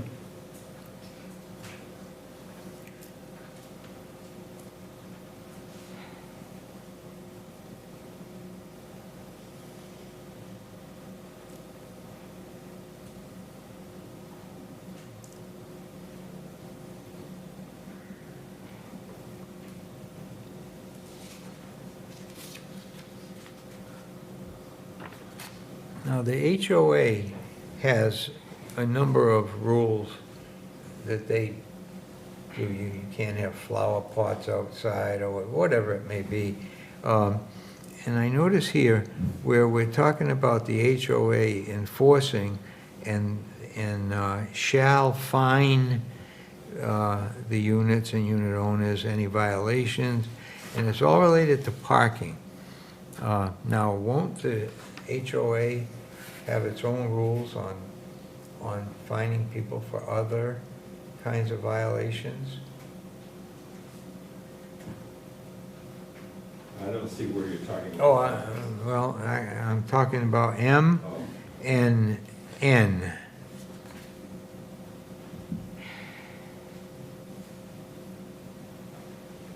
I'm just curious why we're only talking about parking there, when there'll be many other rules that the HOA typically would have.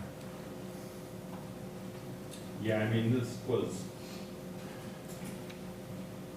You know, you can't paint your house purple and things like Yeah, that. but that's what the homeowners association rules are write. Right. You know, Yeah, you The could- HOA are gonna have their own bylaws. And so what I'm saying is, why are we talking only about parking here and not other rules that they have?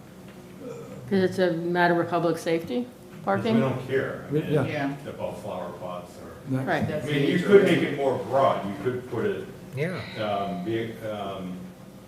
after project turnover, the HOA Or other shall be HOAs. responsible for enforcing compliance with the conditions of this comprehensive permit decision. Well, anyway, I'm just curious why we would, I mean, do you want to do that, or do you want to just be specific as to parking? And other safety issues.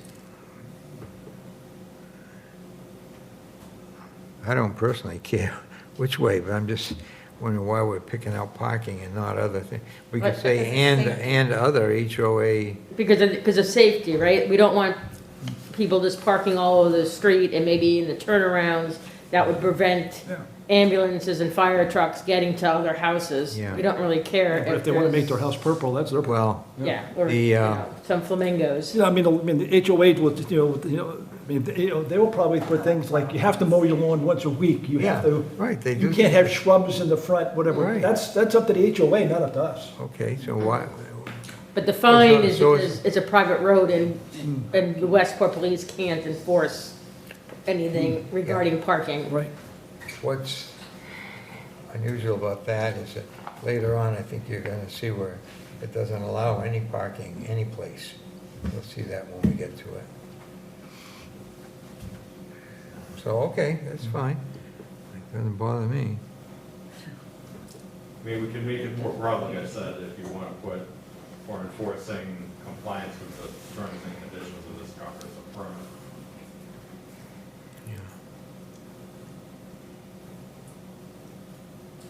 And that way, if the fire department finds out they're letting people park on the street, they can say, send them a notice saying, enforce this or else.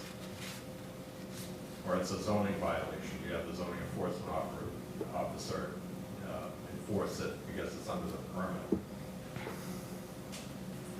You want to do that or no? That's up to the people, I don't care. Yeah. Which paragraph are you looking at? The same one he's talking about enforcing parking rules on shall fine units. Yeah, M and N. Mm-hmm. We don't really care about finding, actually, now that he's talking about it, we just want enforcement. So, Right. So why don't we just strike out the fine? yeah, shall be responsible for, or we could say for enforcing compliance with the terms and conditions of this comprehensive permit, including but not limited to. Yeah, I like that.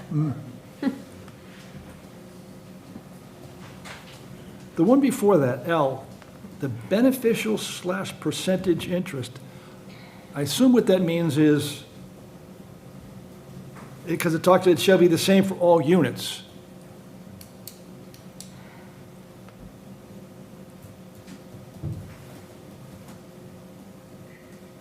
Oh, we do.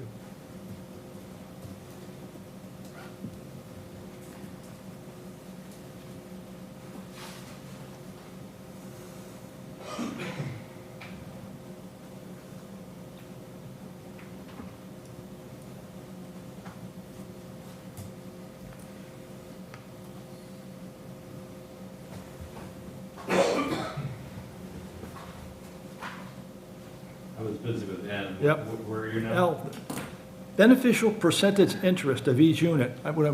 Is that saying that each unit is responsible for the same percentage? Yeah. Yeah, that's, yeah. I mean, This- that this- was that part that they had proposed that the Yeah. affordables pay. Right, yes. But that's what it's saying, is that everybody pays the same HOA. Yes. Okay, this beneficial percentage interest was kind of throwing And me off. actually, now I'm glad you had it, your other conditions, because that's consistent now. Your earlier conditions are consistent with this. That the 138, not anything less. Right, right.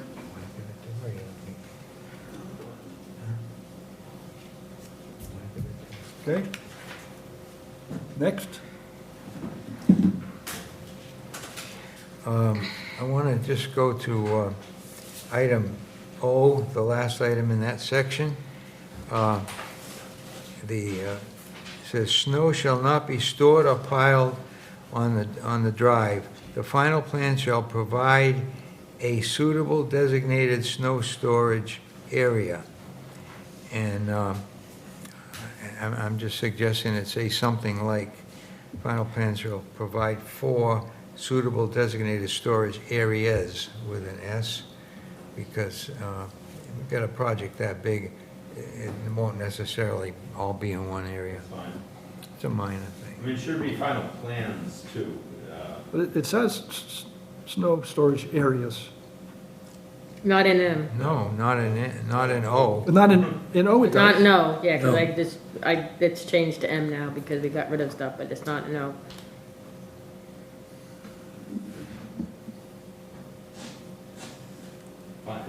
And all these should be plural final plans. M Yeah, yeah, and O. okay.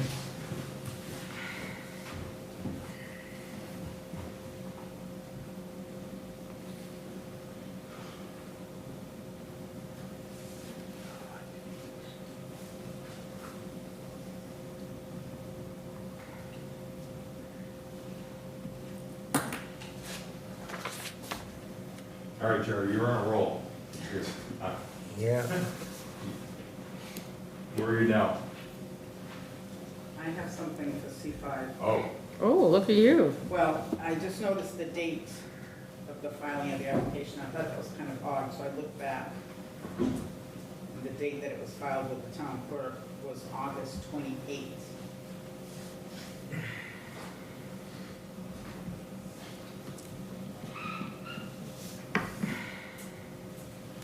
August 28, 2024, Correct? instead of June 21. Correct.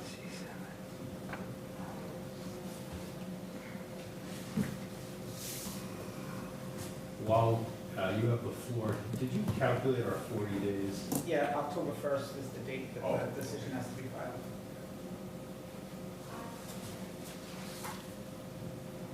Did you say October 1? That was a way to the last, and it was continued the last time.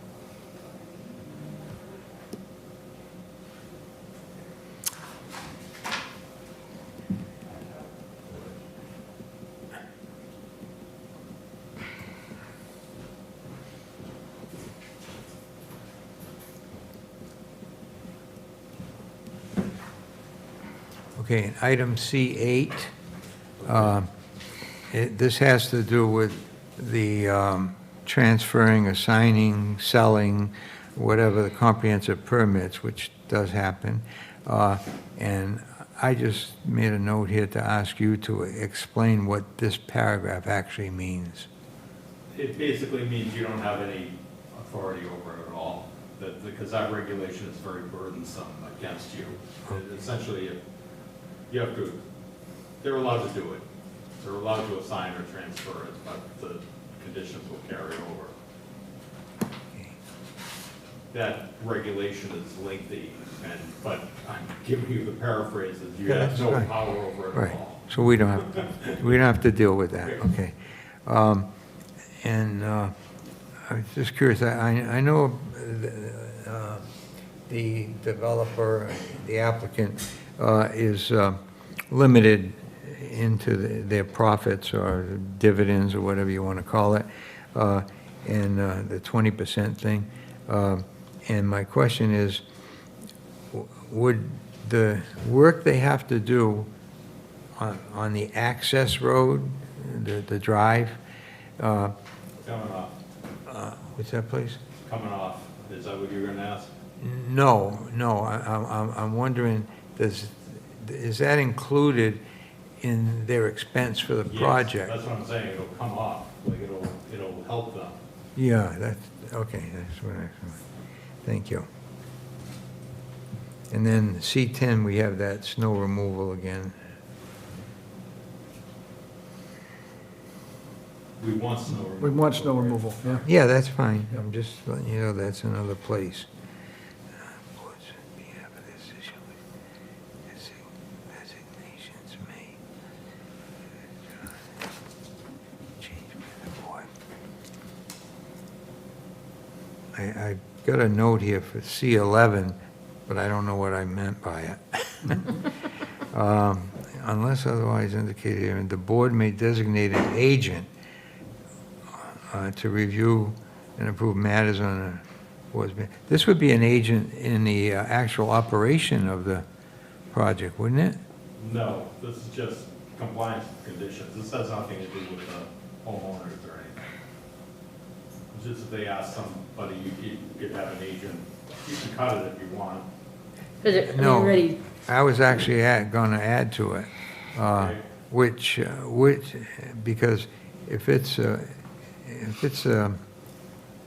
HOA related, sometimes people get a little greedy, want to do things that they want to do and so forth. Anyway, so what I was going to suggest was add a comment which designated, in other words, if the board designates an agent, which designation may subsequently be withdrawn or changed by the board. So in other words, it's not a lifetime appointment. It's not certainly not something I feel strongly about, but I just felt that if we're going to have them appoint somebody, then they should be able to change it if they need to. You want to get rid of it? I mean, I'd take the whole thing out, I don't think you even need it.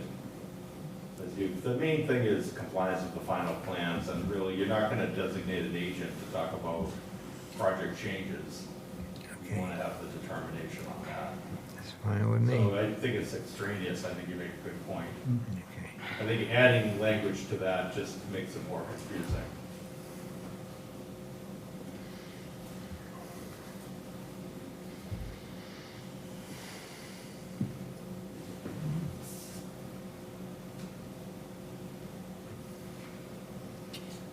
I mean, we're already paying for it, we already have a consultant that we're working with throughout this whole process. Yeah, I mean, we have in here where you possibly going to have it designated. So you don't need that. Strike it, Yeah, I got it. okay? Next, Has it been determined yet who the subsidizing agency is? Yeah, it's DOHLC, subsidizing agency. Did you say that again? It's provided by the state. It used to be, I mean, let's see. You mean what used to be the State Department, they changed the name? Yes, That's the subsidizing agency? yes. Okay. It's our tax dollars. Right? It's funny, because, for example, in D2, that's a simple one, it talks about the EOHLC, which is what you're talking about, and then inconsistent with guidelines established by the subsidizing agency. They don't say consistent with guidelines established by EOHLC. I wish they had kept it the way it was. Anyway, I just didn't know who, I didn't know if that was the lender or Is Mass Housing, the one who issued the project eligibility. Mass Housing. But EOHLC is properly defined where it is. Yeah. It's a different thing.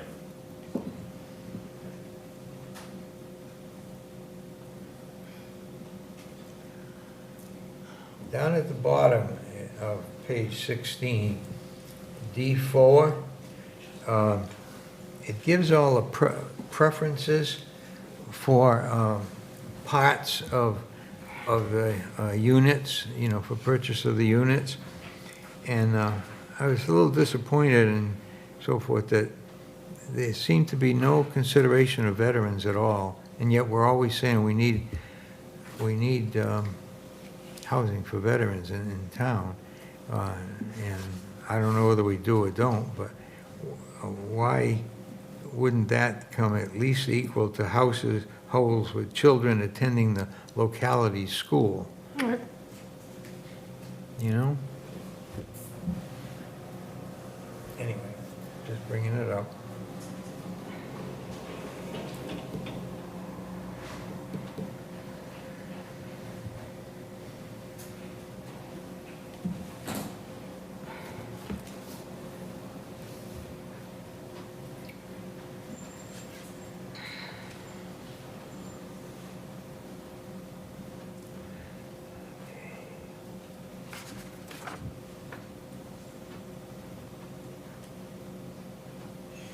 well, we could add in line E, veterans, Yeah, Yeah, Well, that's what I would support that's what that. I wrote. just, yeah, add an E, Westport veterans, yeah. however that's defined.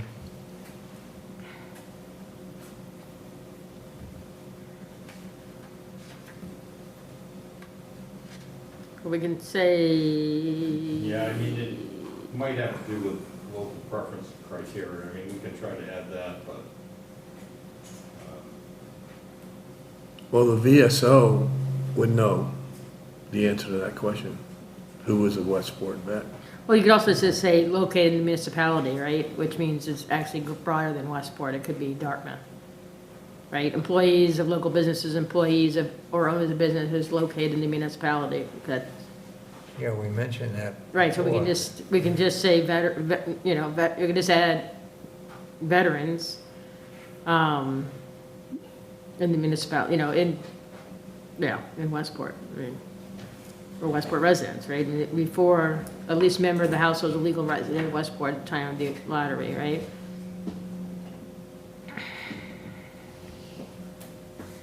And could we say in A, preference is given to, residents that are veterans? Or does have put veterans in another?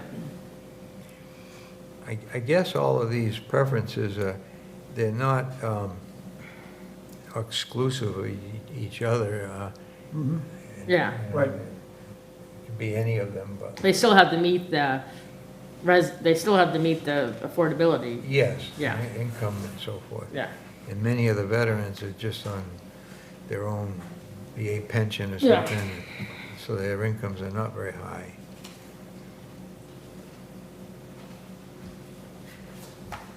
Okay, next.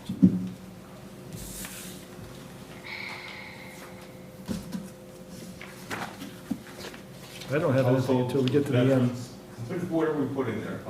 I think it's sort of, residents of Westport would include veterans, right? So if we want to go outside of Westport, include veterans, then we just gotta say veterans of the surrounding municipality, right? But I think Westport veterans is, a resident is, a veteran who's a Westport resident is already included in the first criteria, because they're a No, resident. because it just says at least, oh, okay, no, you're right, okay. Households with veterans? Or veterans? Veterans.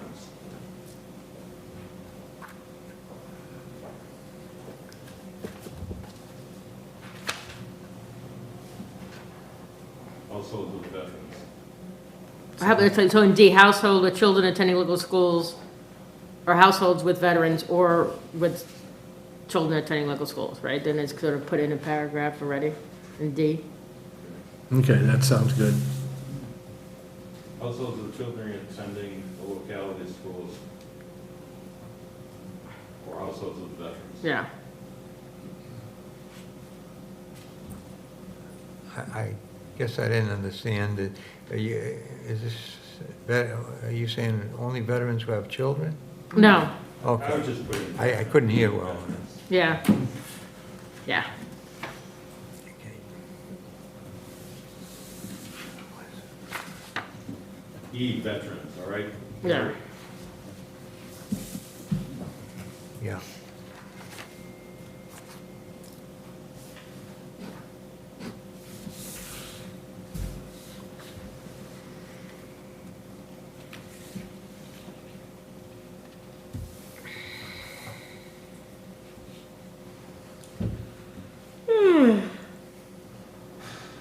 Excuse me.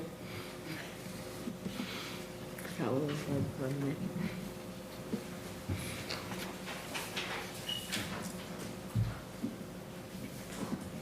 Okay, what's next?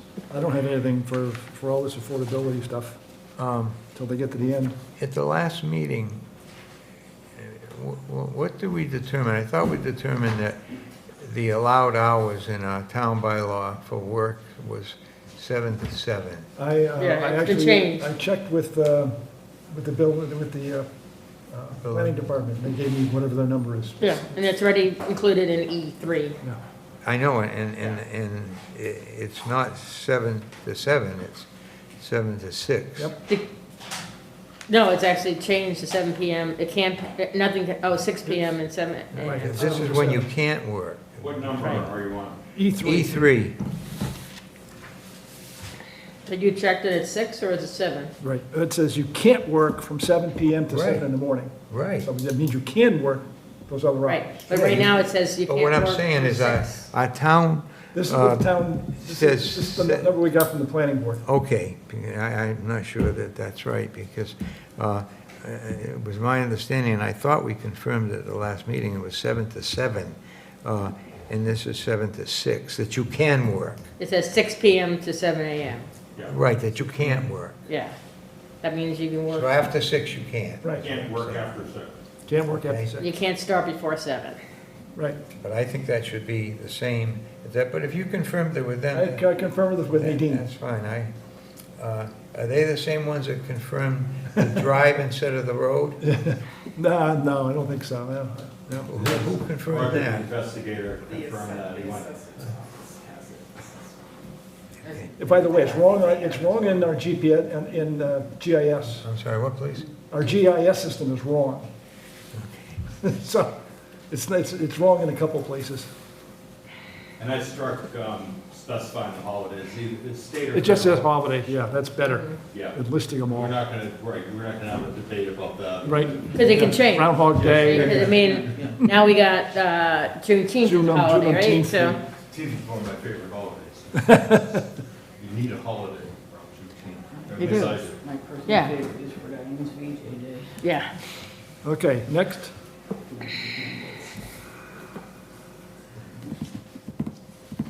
Moving along. 18, 19, 20? Okay, wait a Going minute, once, wait a going minute. twice. Oh, Keep going before. on page 20, there is a note there about Cynthia suggesting something. Oh, and I realized on my ride down that I forgot to check. I apologize, I didn't, my guess is it's not addressed.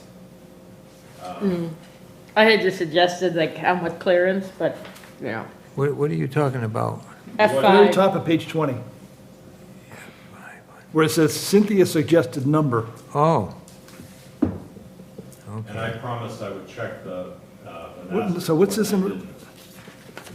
like, what's the maximum The site following project difference? turnover, the HOA shall clear vegetation within the layout of Westbrook adjacent to the intersection so as to maximize site distances at the intersection, period, okay. I just thought there should be, what is those site Suggested distances, right? number, well, what number do we, What is the site distance? What number? Is it X amount of feet? oh. So it's maximized the site distances, so you want to, okay, I just don't like, maximizing. yeah, terms that are not clear and concise. I know there's a word for it, and I'll come up with it, but, I have a question about sureties and. Well, shouldn't we, can't you just say to ensure clear lines of sight? but it's the same thing. We'll just get rid of it. If there's no numbers, there's no numbers. I'm not saying though that there isn't. Okay. I'm saying I forgot to check and I apologize. You're fired. We're taking an hour off. I know, I still can. I mean, Yeah. I mean, if there is one. Yeah. Yeah.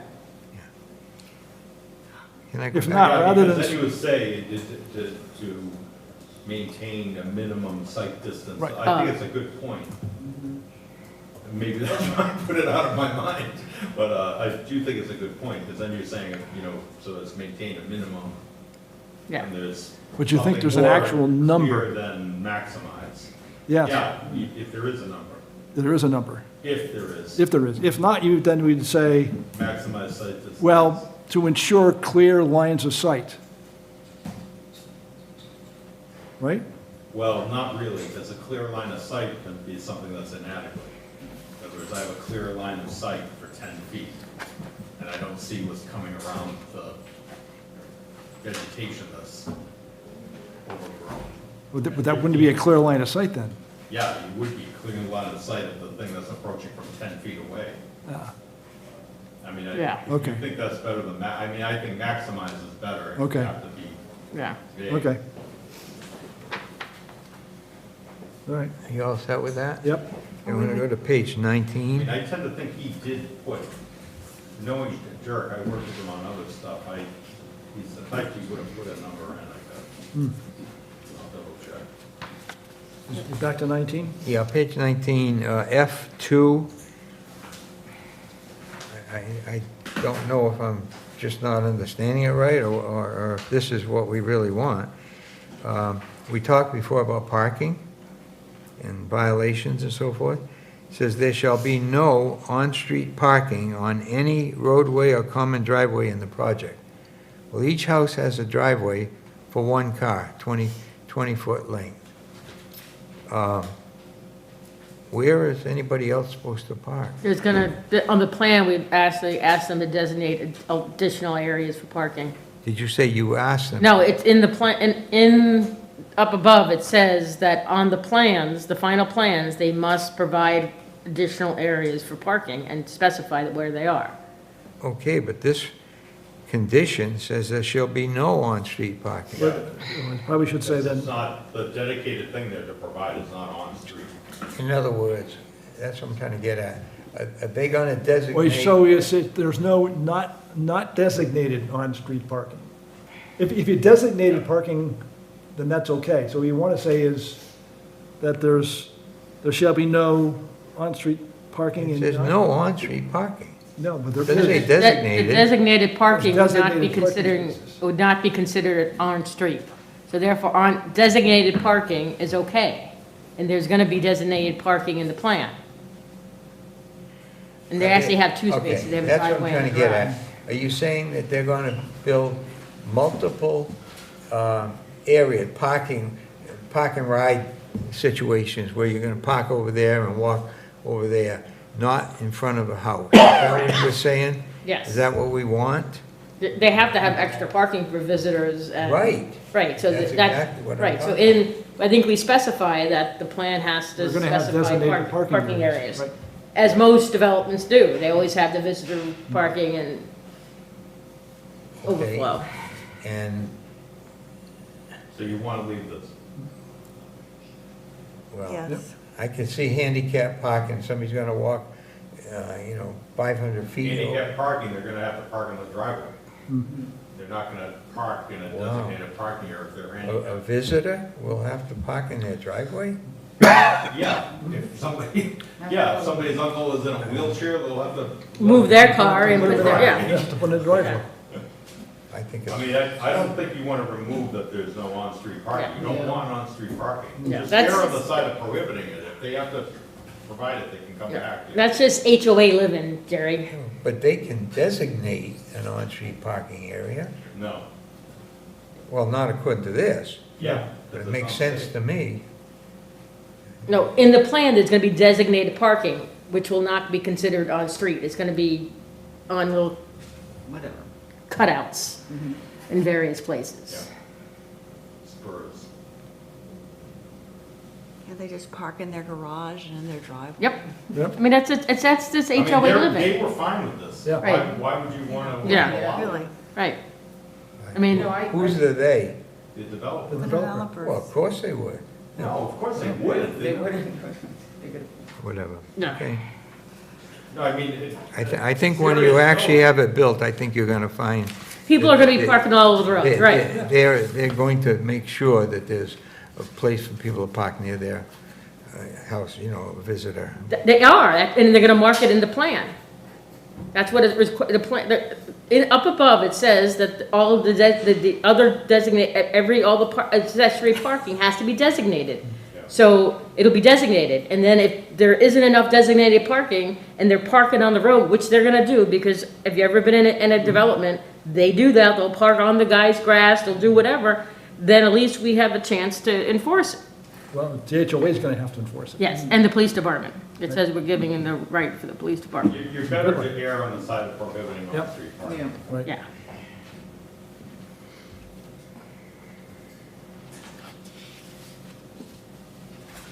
Are we to G yet? Almost. 2 pages. Okay, on page 20, I just don't know what this is. Under G, surety and covenants, there's an A on my copy. There's a A sticking out, a capital A, Oh, yeah. period sticking out off to the side, and I can't figure at all what that Oh, would and then it go goes to with. G. And then goes to C. There's A, little A, a, C. B, and then C. There's some numbering issues Oh, no, here. G2, okay. No, but G1, G2, so the A. what's the A mean? Right, yeah, I think there's just a numbering the issue. numbering, yeah. Well, it doesn't belong there, though, does it? No, That's what I'm saying. I have the perennial question to ask. So it should be an indent of G1, yeah. should be G1A. Or just strike that big capital A. No, because then there's a C, so it was meant to have some here. Because it goes from G1, that big A that's not indented, the little a, and then B, and then big C. Yeah, I think maybe they should be We might have cut, G2, G3. G2, G3 rather and than, then do Yeah. G4. yeah, Yeah. G2, yeah. I think probably, things might have gotten cut out and then just got all messed up. G2, G3, G4. Okay, So I just have a question about that, the same question that we keep asking. So in G1, as a security for the completion of the infrastructure related to the project, that it talks about the binder coat of the roadway. So my question is, when is the road to be finished? Right. And that's what I tried to say earlier, what my intent was to have flexibility on the final code. That if things really do end up getting constructed as they're supposed to be, that it does make sense to not have the final code on if there's still. And that's for, that. but is that for Westport Lakes Drive and Pine Ridge Estates? Or is that just for the Pine Ridge Estates? Because they don't Right. have jurisdiction over, Correct, it's just the, This is it's a Sir, defined term yeah, that serves the project. right, the project is the project, but then Right. we also have conditions to make sure that the Westport Lakes Drive gets a top coat too. we do? Yeah, Okay, because they have to comply with the covenants that are existing. okay. And that leaves it into the planning, Board to No. follow up on that's that? been waiting 10 years to do it in the first place, but that's, yeah. Right. But according to the planner, he's not gonna let anything move forward until that's done, so let him figure that out. Okay, under surety and covenants, in that section, we have a G2 that only talks about security and not surety. And I checked and I don't find surety anyplace written here, and I'm not sure why that is. It's security, I mean, It should be surety, shouldn't it? it should be security. Okay, well, if we're going to call it surety, security in the paragraph, then the heading on the previous page, 20, should be security and covenants. I think it means surety.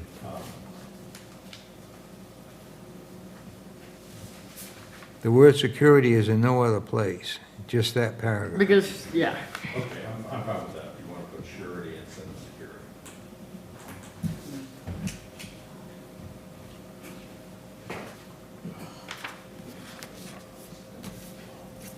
It's in a couple of places in that paragraph.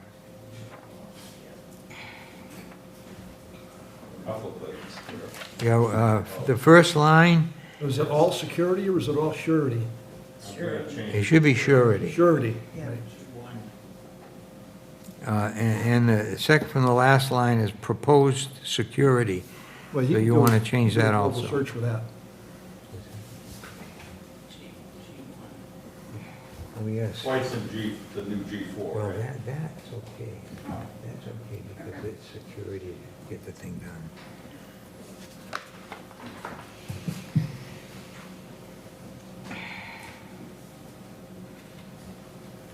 We're almost through.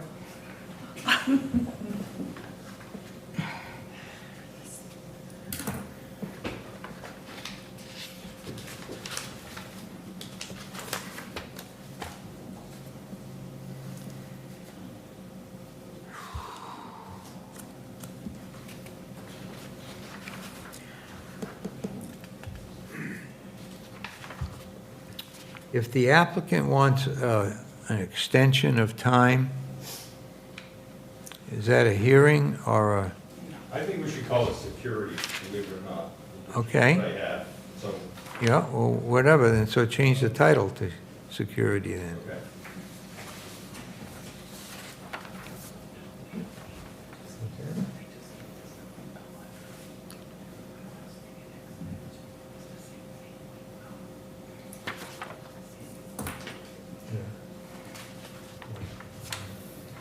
but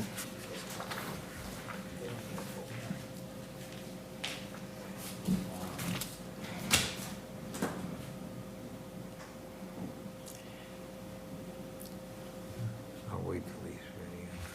Yeah, and it should be security, because that's the language of the statute Okay. that I referenced, so I agree, change the title to that section. Okay. On page 21 and 22, it talks about the comprehensive permit, if it doesn't, if the building is delayed for whatever reason, they want an extension. It says extensions may be issued by the board upon written request.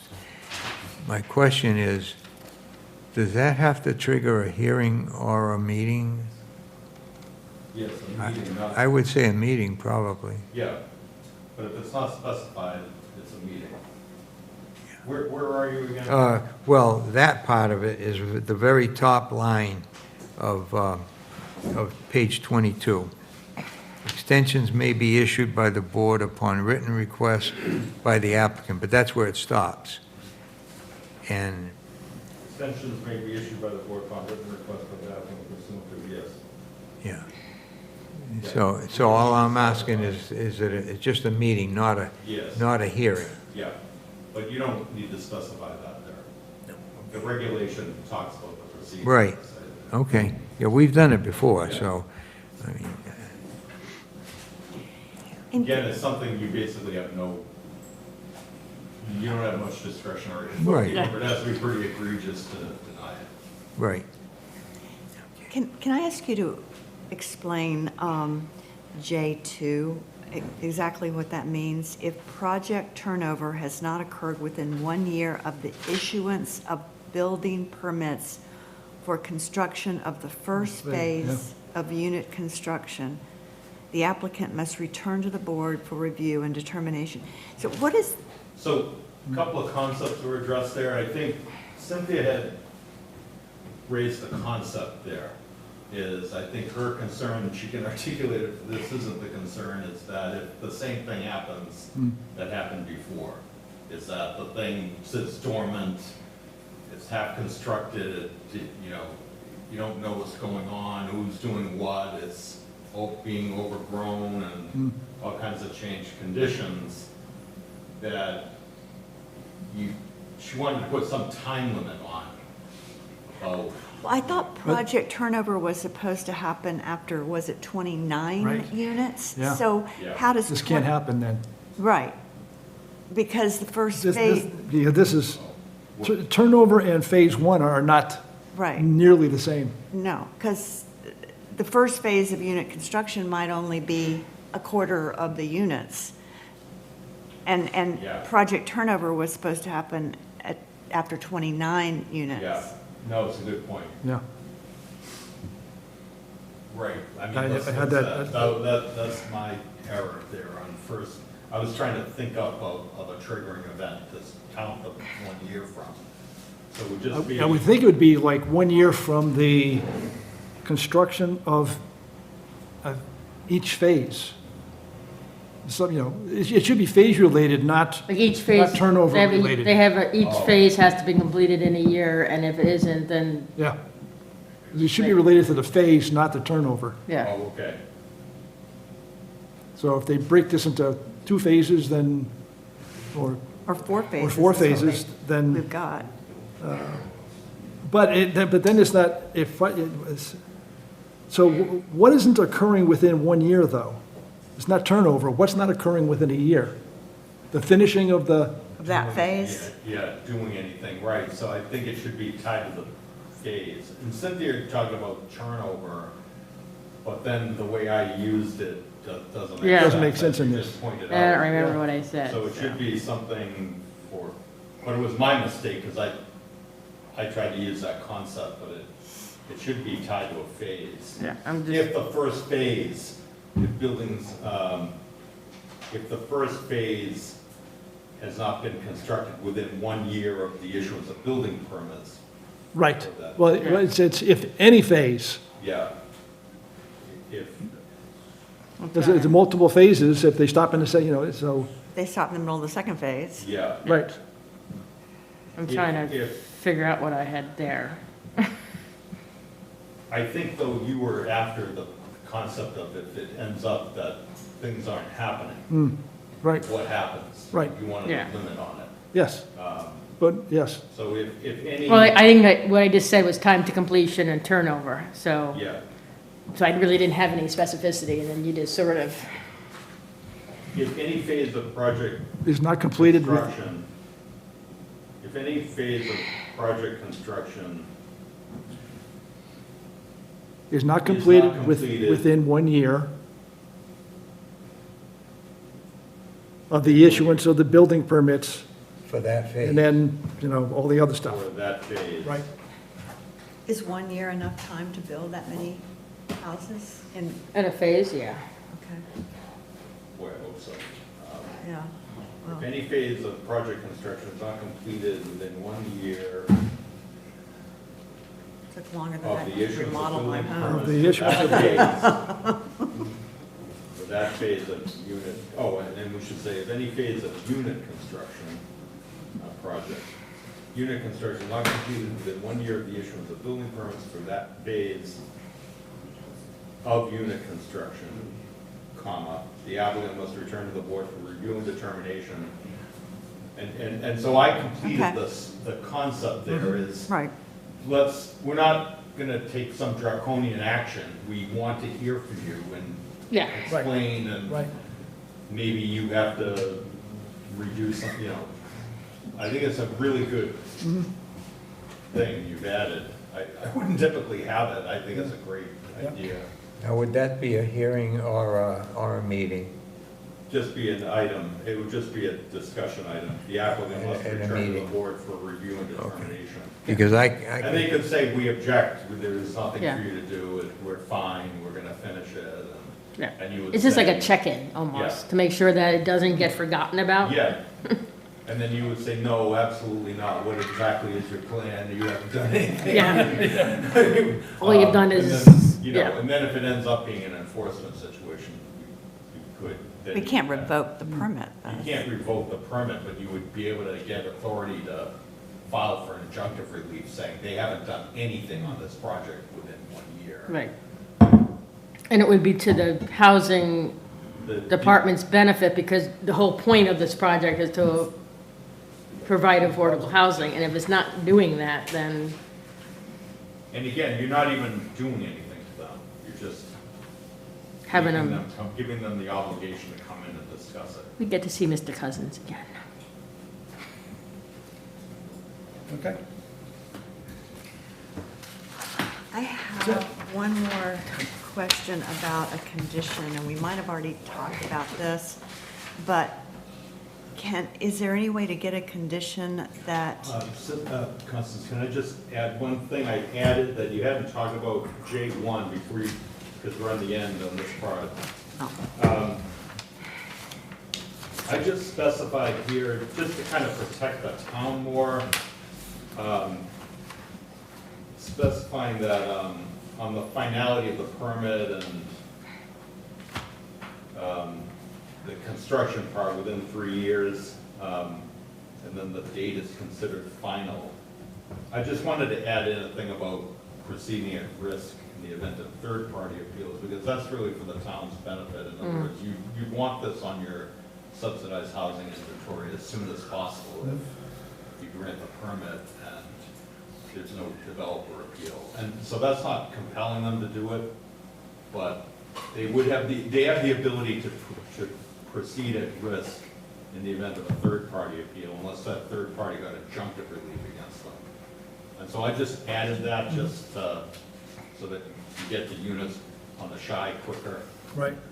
But, so I just wanted to call it to your attention. That's why it's there, in case you were curious. And then Constance, I'm sorry. well, I think it might relate, but I'm not sure can we get proof of permission for them to access the development site via Westport Lake Drive? That's in there. That is in there? Yeah. Okay, I just want to make sure. That's why I said I wasn't sure, One of the but things in there, that they have to show proof. they have to give us written The proof. mailbox and the Yeah. bus stop, not for Westport Lakes Drive.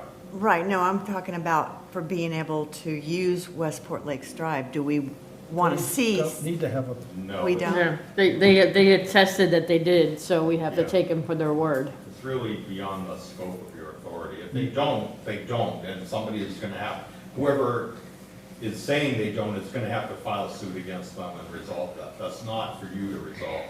Okay. In other words, if they, start doing work and the owner says, you can't do that, that's their fight. The only thing your fight is to make sure the conditions are complied with. Well, just And for- that's the other thing about the existing covenants. If there's a dispute, over the original subdivision approval, that's all intact.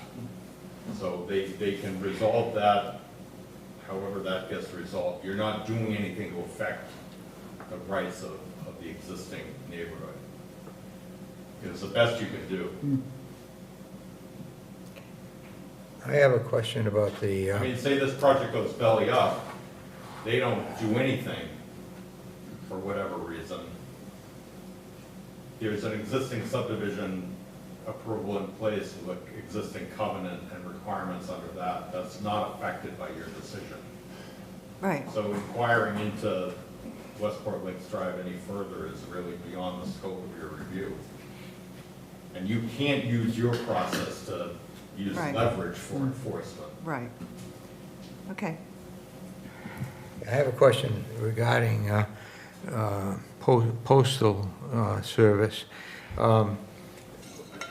During the hearings, there was a comment made that something to the effect of, if we can't get mailboxes out at the end of the street, then maybe they have to go and rent a postal box. And I want to make sure that that is not going to happen for a couple of reasons. First of all, it's totally out of line to think somebody's has to go to the post office. Secondly, in that area, the postal facilities are pretty limited, and there aren't enough postal boxes available for them, and it's a very dangerous situation for that particular postal office. Have we protected that in here enough to require that they provide that postal service? Yeah, they're gonna have to come back in as a condition of approval. The plan has to have it on it. If the plan doesn't have it on it, then they have gotta to come back. yeah, get them because we on. mandated it, yeah. Yeah, But you can't enforce the safety of the post office or whatever. No, we can't do Yeah. that, but we can require them to have their own. You are. We are. Yeah, okay. I just Keep asked, them- I But asked, if they can't do it, they have to come back. and say we what can't does that do it. mean, can't do it? Can't do it saying I've got. Because they didn't get the cooperation of Yep. the owner of Whatever, right, of Yeah. the lot? yeah. Yeah. They indicated, well, we'll sue them. Yeah. Then they said that in No, that they said conversation. about No, they were talking about suing for completion. No. of the roadway. Yeah. They also said that in the hearing. Well, Mr. regardless, Cousins they said can't it would be proceed no unless they- problem to get approval. They can't proceed unless they do this. Yes. The thing about and I agree with you, the concept of we're gonna sue them is It's dumb, ridiculous, yeah. ridiculous, but what that was in the context of finishing the roadway, Yeah. There was The more- mailbox, not the mailbox. There was more than one time that was discussed. We'll sue them, Yeah. okay? but Mr. Yeah, Cousins. But that's the reason why we put these conditions Yeah, in. Mr. Cousins on many occasions had said, don't worry, we have a good relationship with those and we'll be able to get the mailbox put in. Yeah. So this is like, well, let me, Well, you know, the other bring thing- it up, bring it. They were supposed to be, whatever, there's only 4 houses in the development that should have been 30 or 40 or 50, whatever, I forget what the number 30. was. Where were they gonna put all those mailboxes? Yeah.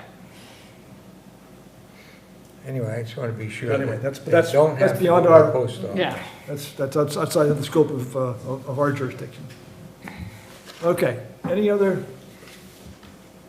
comments before? Okay, so, the way I'm gonna work this is, and there's a reason for doing this. I make a motion to grant the, I'll read it. I wouldn't read that one, because that's next month's.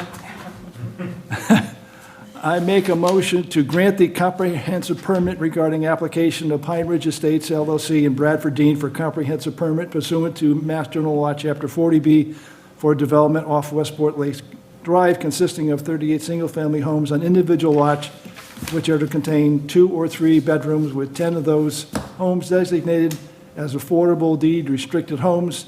Subject's property located at 0 Westport Lakes Road and is shown on Assessor's Map 31, lots 3B, 3C, and 4G. So I make, with the condition stated in the decision, With the final revisions discussed. with the final revisions as approved during this meeting. Now, I make a motion, I will ask for a second. Then we are going to discuss it. And the reason why we always make a motion to grant is because the rule says that we need 3 positive affirmative votes in order to grant the application. So, again, there's a difference between making a motion and making a vote. Those are 2 separate entities. So, anyway, I made a motion that you all heard. Do I have a second? I'll second it. I'm just looking for a second. Got it over to your right here. George said second. I said it. You said second. Okay, I have a second. Okay. So I have a motion and I have a second. So now we're going to discuss it. And before we discuss it, I'm going to reiterate what we talked about before. The ZBA may deny a comprehensive permit only if the town has met one of the safe harbor provisions, which we haven't. So we cannot deny the comprehensive permit under the safe harbor provisions. The ZBA,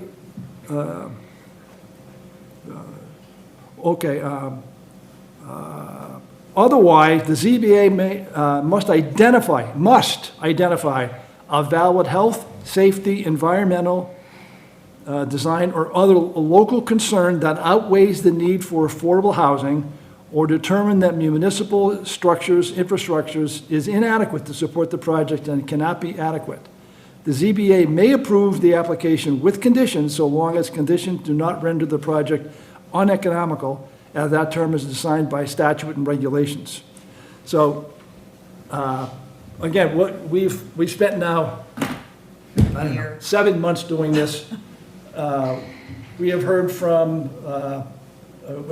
we have gone through this with the Board of Health, and they've added a bunch of conditions.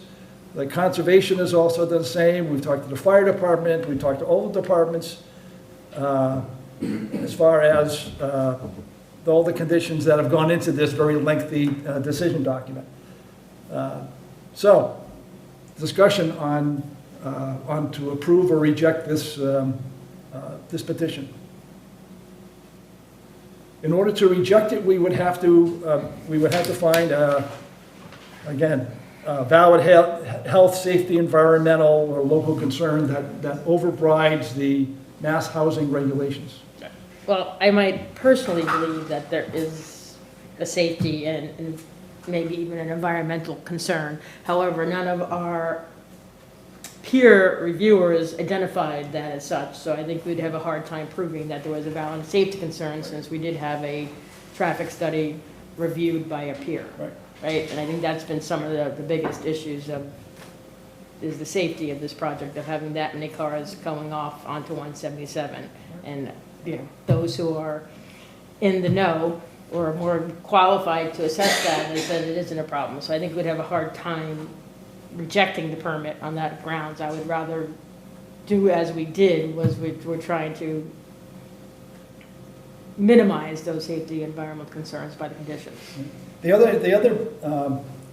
other considerations that we have on this is, we can go 2 ways with this. Okay, we can grant this with all these conditions that we've set up that provide the safety and the environmental considerations, or we could reject it.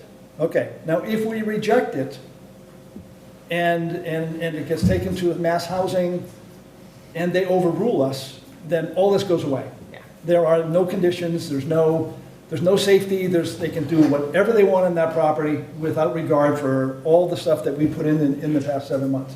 So we have to look at this I mean, we spent a lot of time, and the health department has been involved in this, the Concom has been involved in this, the fire department's been involved in this, our peer review has been involved in this to come up with a set of conditions that at least provide, for, not, for hopefully the continued safety of the Westport Lakes Drive, as well as meeting the requirements for mass housing. So that's the point we're at now, is if we reject it, we risk having nothing. If- I don't think that's, we- personally, I don't think it's worth the risk, right? Even though I may have a personal opinion that's And I know, counter to that. I know Constance has voiced opinions before, and I absolutely agree with her.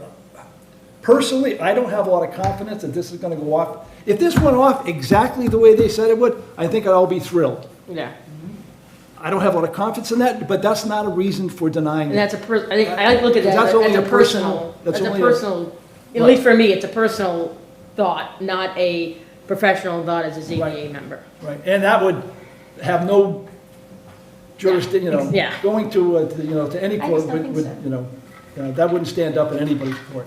So, but I want to hear from everybody else. Well, so my opinion is if we approve it, it is the best thing that we can do for the 4 families that are stuck in this situation that's basically beyond their control. And if we disapprove it, we're rolling the dice, and we have no idea. So I think, yeah, you may look at it, it's a bad decision either way, but it's the best bad decision that we can make. Jerry, how do you feel? Well, I still think they do not have adequate control of the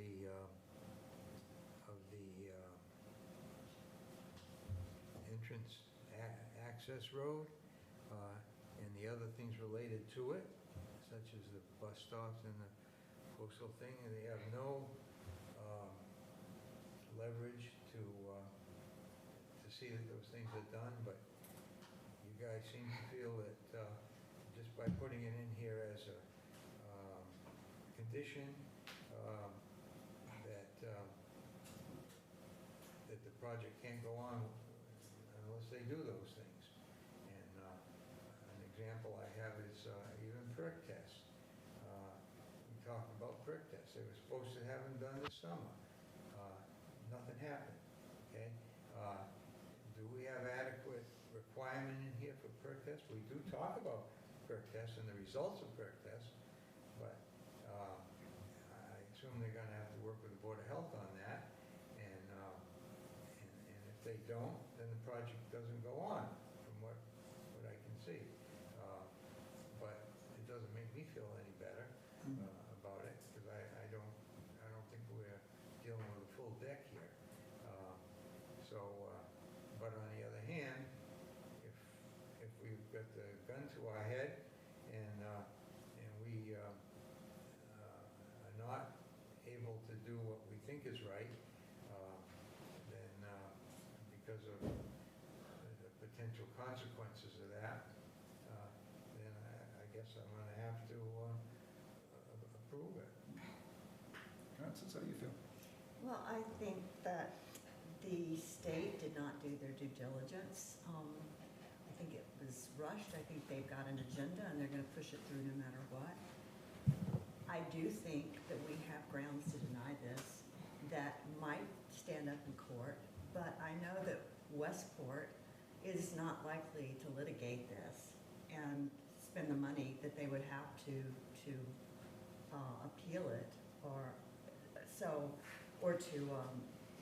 to contest it, knowing Westport's just not gonna do it. So I agree that because of the attitude and negligence, I think, lack of due diligence from the state and the negligence on the part of the Board the planning board and the then town planner that we are now in a position where it will probably be better for the town in the long run if we approve it with these conditions rather than roll the dice. Okay, any more discussion before I call for a vote? I don't want to do it. Seeing none, seeing none? I'll take, raise your hand if to, you vote to grant with the condition, with the statement that I just read and the decision as amended in today's hearing. All in favor, say aye. Raise your Aye. hand. That is unanimous, so the petition has been granted. It is a 20-day appeal process. I thank everybody in the audience for coming out. This has been a really difficult process, not something we go through very often. I hope we did the best we could for you. The alternatives were not good, so again, I'm just hoping that, that what we did at least, provided some leverage to make sure that your neighborhoods are not, adversely affected.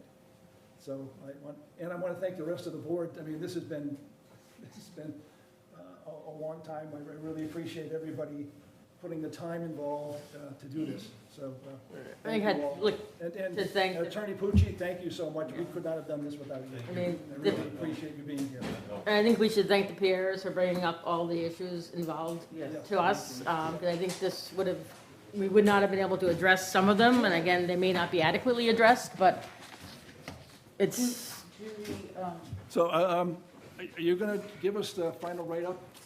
Yeah, You did the markup. I'm gonna finalize it and email it to Maria, you'll print it here. Does that make sense? You're gonna do it when? I'm not gonna do it tomorrow because I have to go to another hearing Yeah. tomorrow night, I won't go to my office. I'm around sparingly next week, so Oh. I can Are you around Friday? probably, whenever you get it done, I can probably make it here in enough, I mean, we could FedEx it just too. do it. Well, printing is, No, because then I have to yeah. do it anyway, so. Because what you need to do is you need to bring it, you need to have the clerk stamp it. Well, You guys gotta you sign have it. to sign it. Oh, we have You'll to sign it. come in, yeah. Unless you wanted to designate, on your normal decisions, do you have everybody sign or? No. designate? No, Oh, but I sign as the zoning board administrator. That's on basically. I think this one, though, I think Yeah. that the members should sign.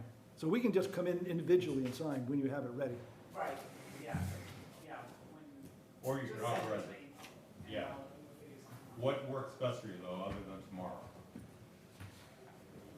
Friday. All right. I mean, I would like to note that we owe Ray I'm not around tomorrow. a thanks for all Friday his would work. work He put a lot for- Yes, of time yes, into it. yeah, yes. And for him not to be with us for this final. I know it. Yeah. Yeah. Waivers. I think we should make a little dinner, bring it over to the house with all the paper that, because he's on a farm, we're allowed to burn off season. Yeah. So we all set with that? Email to me what you think, I mean, I know what I think the final is. I have one here. We wanna make sure it's the final that I had gone through though, I'll get it. Can we DocuSign this? Electronically sign? Yeah, but I mean, I could shuffle it around, so, if need be, yeah, you could do that. if we all don't wanna, if you all can't come I in. can come in and sign it. I can- Yeah. Yeah, no, I think it's best. I mean, we have until October 1st, but. Yeah. I'll get it back to you, I'll have it to you Friday, and then you can decide what to do, you have plenty of time. to Yeah. do that. Yeah, All right, Thank you, thank you, George. good night. Very much. thanks. Okay, just a couple more things on the The agenda. real George. Oh, Yeah, hope we don't see you in it for a while. Good working. Well, I mean, that means there's another 40B, right? So, Okay, God, you must have done something awful in a former. he thought this was cool, and then he got to be a specialist. Yeah. Then he slipped, hit his head. can I do these things all at once? We have 3 meeting minutes. Okay, we have meeting minutes for July 30th, August 6th, and August 13th. Maria has provided the meeting minutes to everybody. Everybody has commented on them. She has made whatever corrections were necessary. So I make a motion to approve meeting minutes for July 30th, August 6th, and August 13th, 2025. Right. George, you second? All in favor, say aye. Aye. Aye, good, all done. Do we really want to do? No, No, I don't either. Okay, so we'll hold that off until the next one. no, I don't really want to do anything else. I don't want to do anything. I have to probably Okay, and then you're, go as quick as I can here. Cynthia, Right. Oh, I make a motion to adjourn the meeting? I second. all in favor? All right.